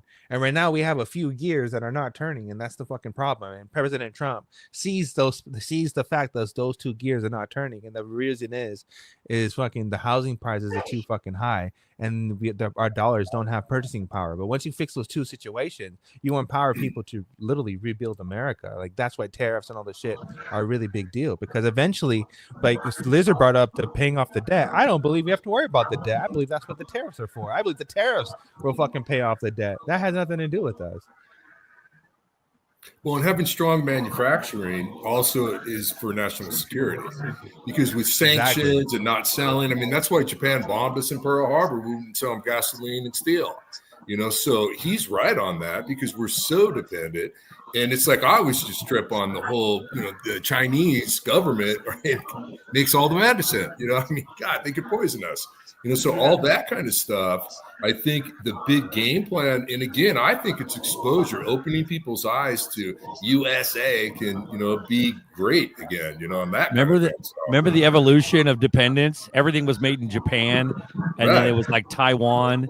Then it was like India, Hong Kong, and Korea. Then it went China. Now everything's China. Yeah. Exactly. Yeah. Bro, we've been dependent for a long fucking time, dude. Bro, there's this guy I follow on YouTube. I forgot his channel, but he's like this computer person. He's really big into following how manufacturing works or whatever. But he tried to create his own spatula, like a made in America spatula, and he couldn't create certain screws or certain parts of his product. He had to get it imported from China, because we just couldn't manufacture it here in the United States. And I think that's the problem. But I think that's a really big like money thing right now that people are not really focusing on, is like, yeah, manufacturing is coming back in a big way, because we have the tools to not only bring manufacturing back, but make it efficient, but also make it customizable, where if someone wants to order something, you can just fucking print it. So I think that the way how United States is going and how Trump is trying to empower people is basically say, hey, if you want to, if you do have an idea and you do want to create something, let's bring manufacturing back from one, empowering the people who want to create solutions to promote manufacturing, and then two, people who want to be manufacturers. But I don't think it looks bad for America. I think that everything that he's doing is good for America. Well, bro, dude, that hybrid, like, who gives a fuck? We're gonna all of us on this show right now are gonna be extremely out of that, all of that. So if you have to be a slave, I'd rather be a really rich one. Well, yeah. It honestly, we'll still be slaves to the system because we're living in it. We have to provide our own. We have to get you know what I mean. We'll still be in the system because we're just in the matrix. But everyone needs a job, though. It's like that's the problem, right? Is that we have sanctuary places, and then we have people who are not working. Like everyone needs a job, and the other problem is that there's not enough jobs. And then you bring in automation, and then the question becomes: does automation kill jobs, or does automation help jobs and makes productivity and the efficiency for creating a business easier on the business owner, where he can employ more people because he can automate things that were redundant, that used to cost more. So it's like to the woods. How does this really work out? We're going to need a lot of technicians to fix robotics. So there's jobs. Ooh-wee. Did you see what the housing everything? Yeah. Did you see the housing industry and the construction industry? How they're like all those caterpillars and everything, they're all automated now. They're all controlled through a center, and then all the tractors and stuff, there's no one in it. Well, they're all PLC driven. So if you know how a PLC works and you can repair that, and you can set it up and you can operate it, then you're in demand and you can make a lot of money just fixing cranes and backhoes. Exactly. Yeah, because things will still break. The hydraulics, the tires will wear out. Yeah. There's going to be things that still need to be created, even if a robot's making the machine work. And that's the oxymoron: is that the more robots that we create, the more mechanical things that we create, there's going to be always mechanics to repair. So there's always going to be jobs one way or the other. So I don't think people should be scared. I think these people, the way if you look at it in that standpoint of view, I think people shouldn't worry. I think they should adapt and study and learn how these things will operate. So when they do want to create their own company or their own fucking whatever, they know they're already prepared and they're already working on it right now.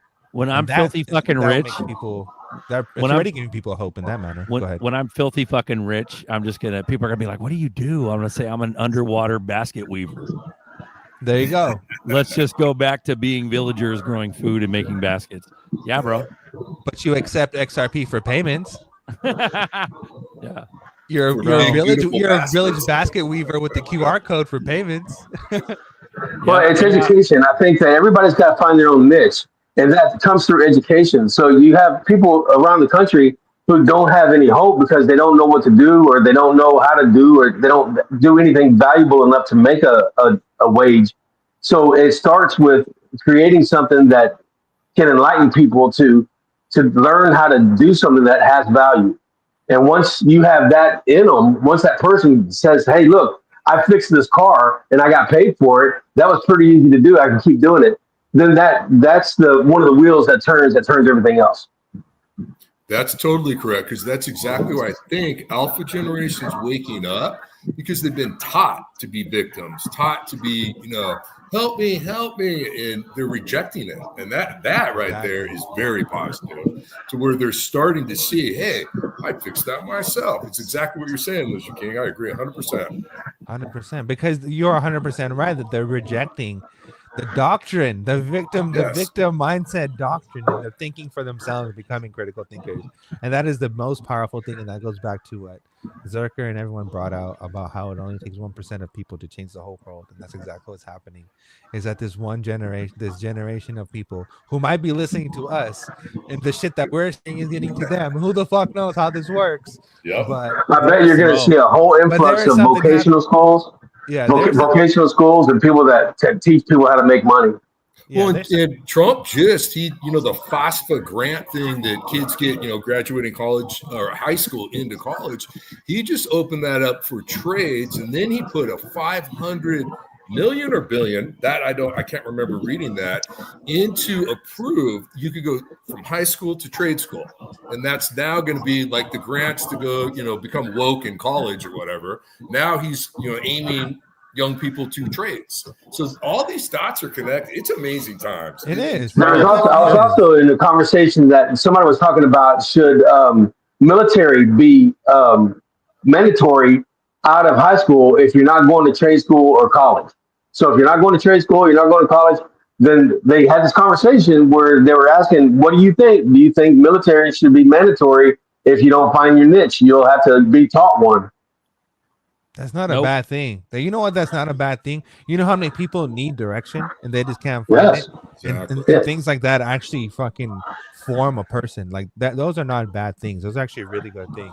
Bro, you could probably do it as an option too, to where if you're too scared for military, because that could be scary for some, I guess, you could do Peace Corps type stuff. So an either or, not stay at home and sit on your ass. Bro, but we're sitting here pontificating. We're gonna be fucking gods. Like once we moon, like none of this is gonna apply to any of us. Well, unless we're doing it. Unless we're setting up the programs.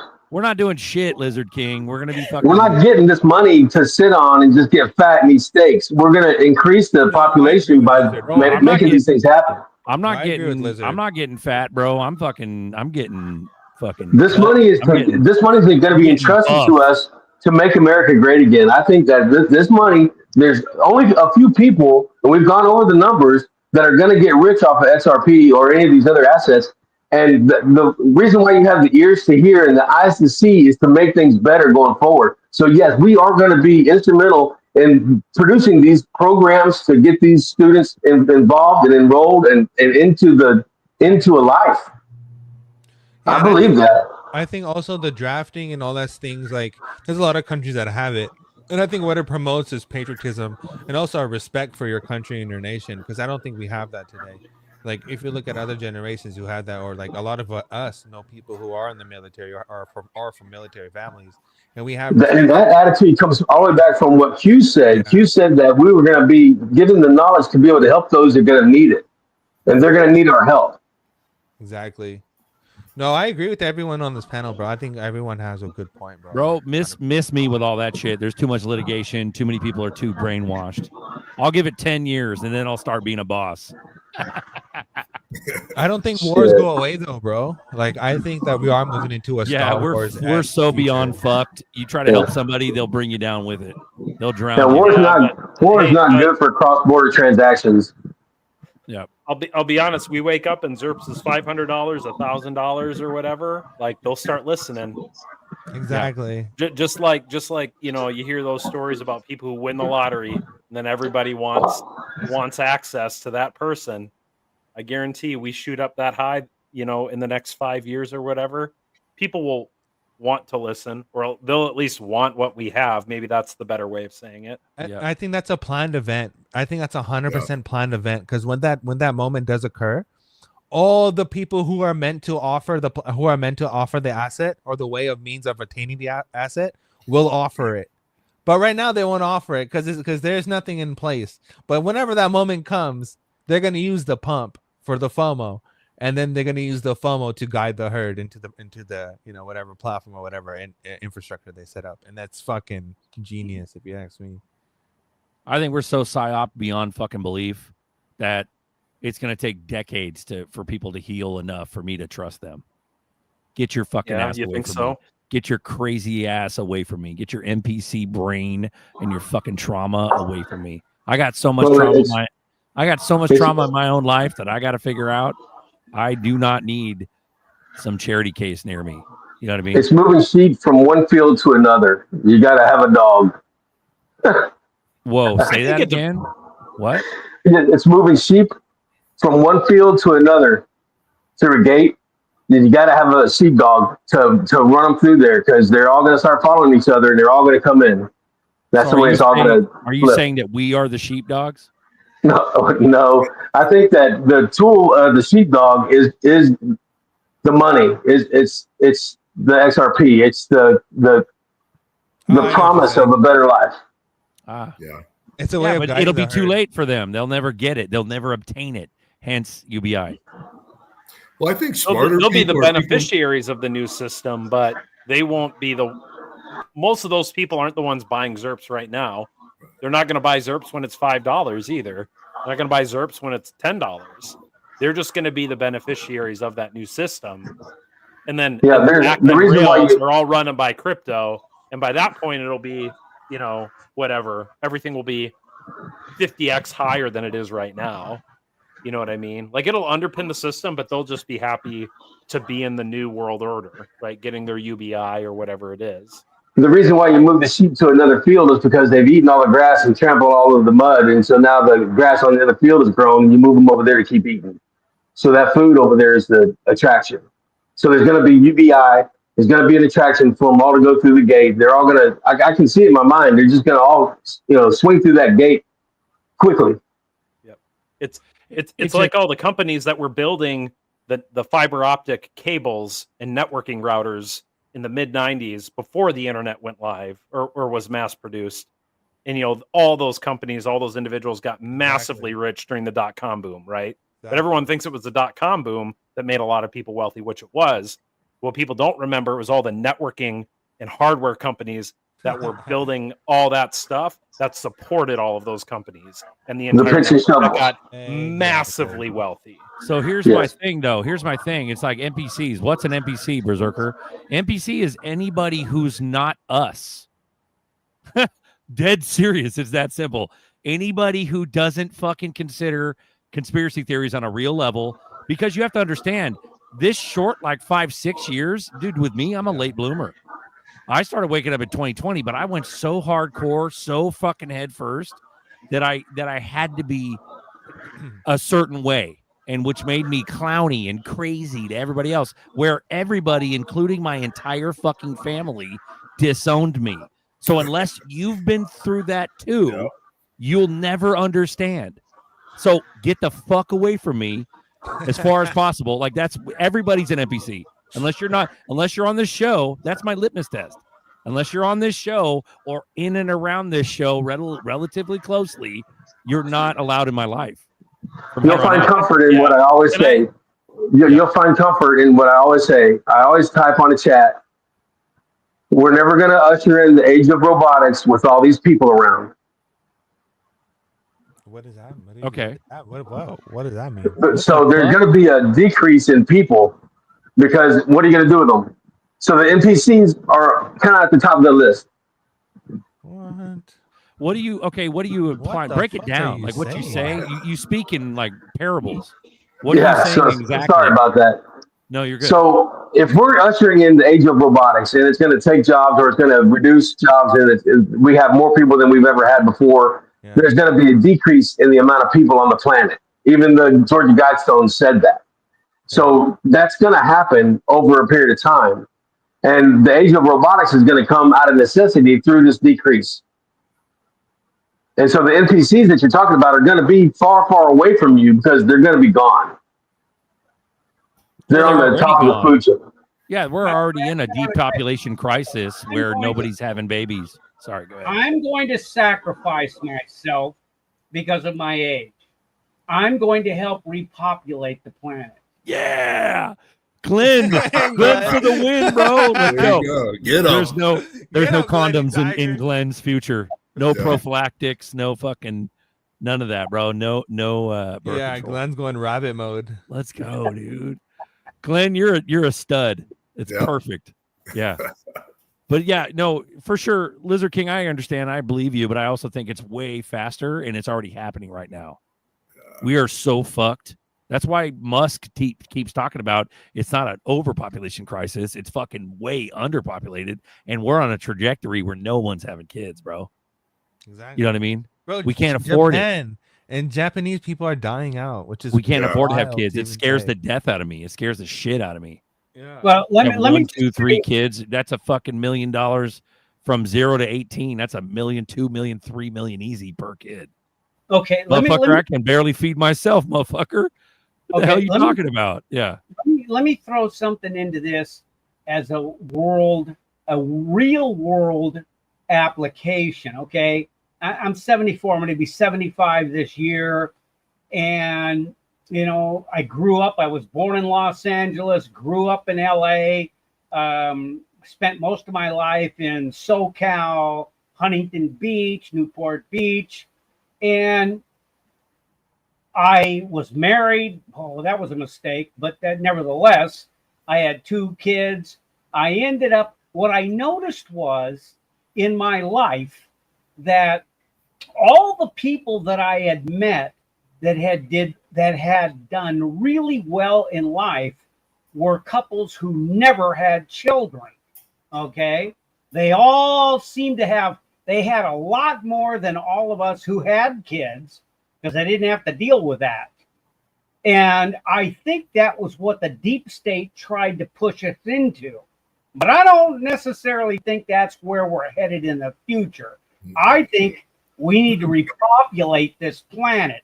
I think that all this bullshit that we've been told about, oh, there's too many people and all of the bullshit with the carbon. Hell, if we didn't have carbon, the plants would die and we'd be dead.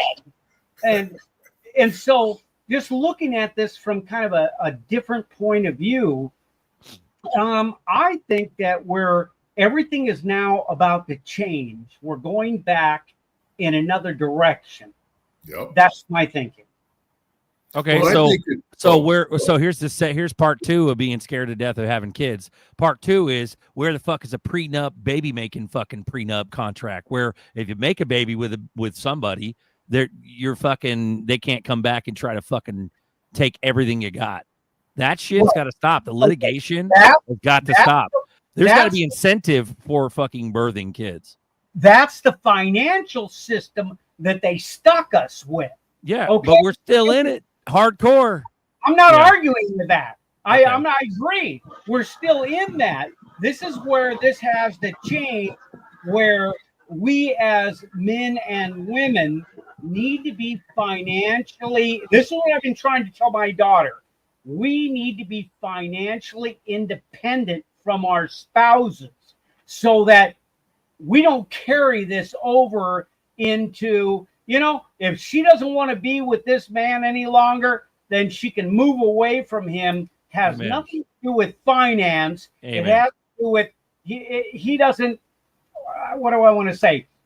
He doesn't turn her crank in the sense that, in that sense, so she can now, don't take advantage of him, because that's typically what women have been taught is that, you know, fuck the man because they can do it. Well, hell hath no fury, but a woman scorned. So in other words, if you baby her up, you get her preggers, you get her preggers, and then you dip because all you're trying to do is have kids. You dip, she's gonna litigate the fuck out of you out of spite. It's not gonna be about finances. I've already been through it. In fact, when it finally came down to my divorce after being married 20 years, and I said, okay, here's a list of our assets. Take whatever you want. Check it all off. And I ended up, and this was in the 80s, I ended up with a divorce, never having to go to court because I gave her a list of the assets. I said, check off everything you want. I agreed with it. We were done. We had one attorney. We went through the process, and that was the end of it. Amen. But you're talking about a whole nother subject. We're not talking about marriage. I'm talking about popping babies out. If we want to repopulate, we better get fucking. Think about this. Popping cheeks. Marriage is all part of this problem. That's how we got into this. That's how they stifled our ability to. They steal your life. Well, they stifled our ability. Okay, what do we talk about with rabbits? Be plentiful, have many. What did God tell us? Be plentiful, have many. They stifled us. Satan stifled us from all of these things. And what did they do? They put legalities in place to where they got the man to the point where, like, I ain't fucking getting into that. What are you going to do? You're nuts. And I was a victim of that. Okay. That's where we are right now.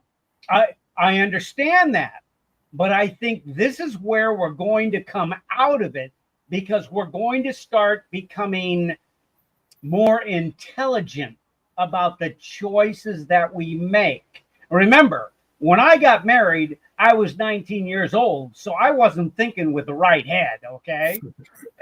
I mean, this is just the way it works. Yeah, but marriage was an expectation when you were 19. Nowadays, marriage don't mean shit, and everybody's getting hip to it. I realize that. Yeah. But I'm saying now we're going to move back to a point where I think, I could be wrong. I don't know. You know, I'm just. You're not wrong. You're just from a different generation. I'm definitely from Yeah. a different generation, and I'm hoping that now we can start to see this. And what I'm saying is, with the generation that I come from and the people in the generation that I have been involved with, the ones who have done the best financially had no children. Okay.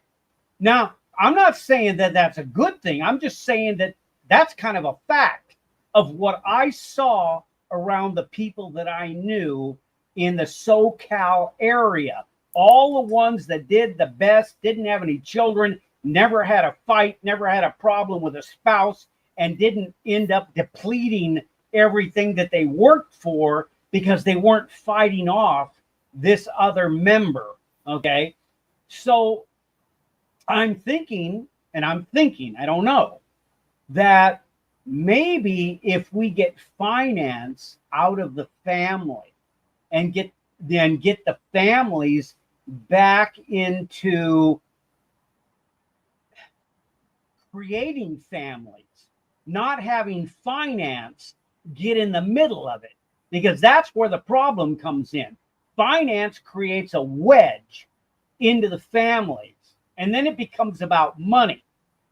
And when it becomes about money, then you have winners and you have losers. That's not what we need.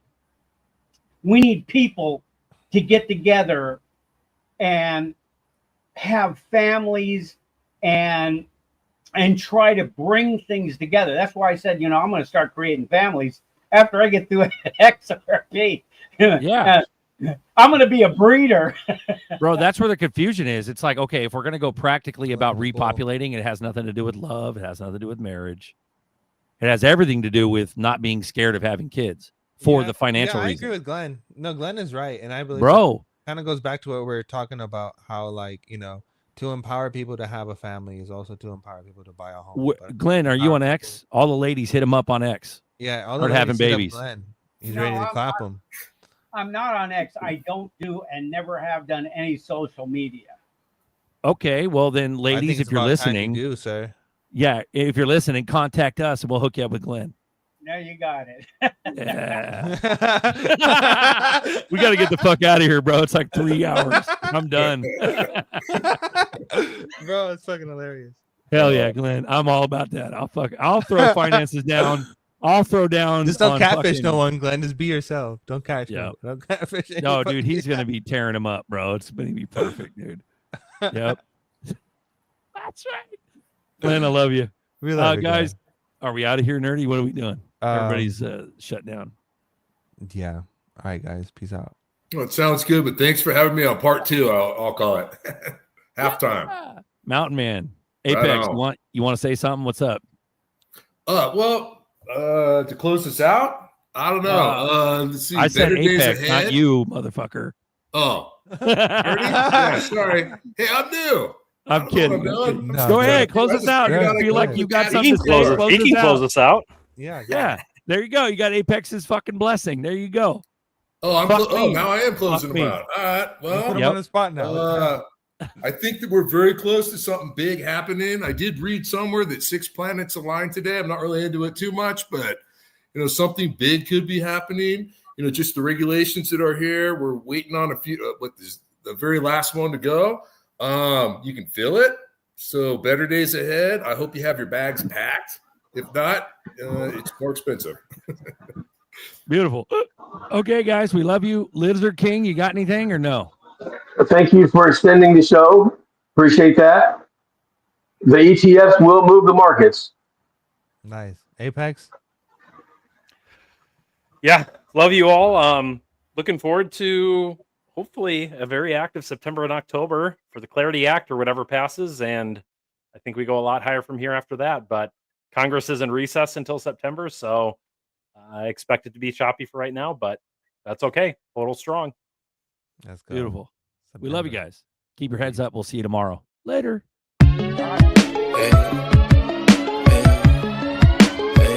Better get these drops in. Shouldn't have no other option. Ay, but to get these drops got in. Drops on drops and they coming in fast. And it's been a long journey, just thankful for the chance. Haters in the comments, no pop, they mad. I remember when I got in, only wanted a few stacks. But you can never have enough, keep adding zerbs to the stash. And however this thing go, I'm just hoping we free some souls. The richest ducks in Babylon, to find my way and goes. Swimming in a pond of wealth as that liquidity flows. As the story goes, better get these drops in. Shouldn't have no other option but to get these drops in. Better get these drops in. Shouldn't have no other option but to get these drops in. Throw them ballots on chain, they can't rig it no more. We don't want these chemicals, we don't want these GMOs. We don't want this government dope, let our children all go. Cause it's drop by drop, that's all we got. So stay planting them seeds and collect your crops. Cause what you put your mind to, they can't stop. We once slaved away, now we punching off that clock. And it's BYOB, be your own boss.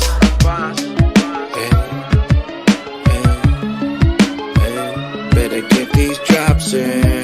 Shouldn't have no other option but to get these drops in. Better get these drops in. Shouldn't have no other option but to get these drops in. Drops out, got that newfound wealth. Mansion got a house got a new townhouse. We flipping switches, glitches, so I'ma write that down. From glitches in the riches, went down the ghost route. Yacht with a spot, flying spaceship inbound. UFO can't see it and it don't make a sound. We always rose above when they try to hold us down. On that ripple, nipple, dripple, getting drops right now.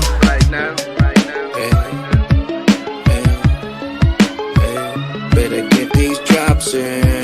Shouldn't have no other option but to get these drops in. Better get these drops in. Shouldn't have no other option but to get these drops in.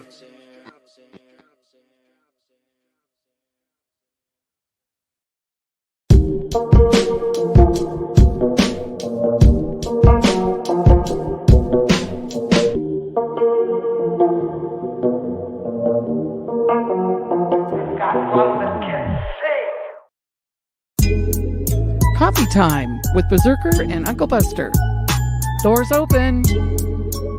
Good to see you. You know where the coffee pot is. This is Berserker. Yo, this is Uncle Buster. Get a cup. Let's talk crypto. Yeah, dude. This coffee's bomb. Nothing comes between me and my XRP.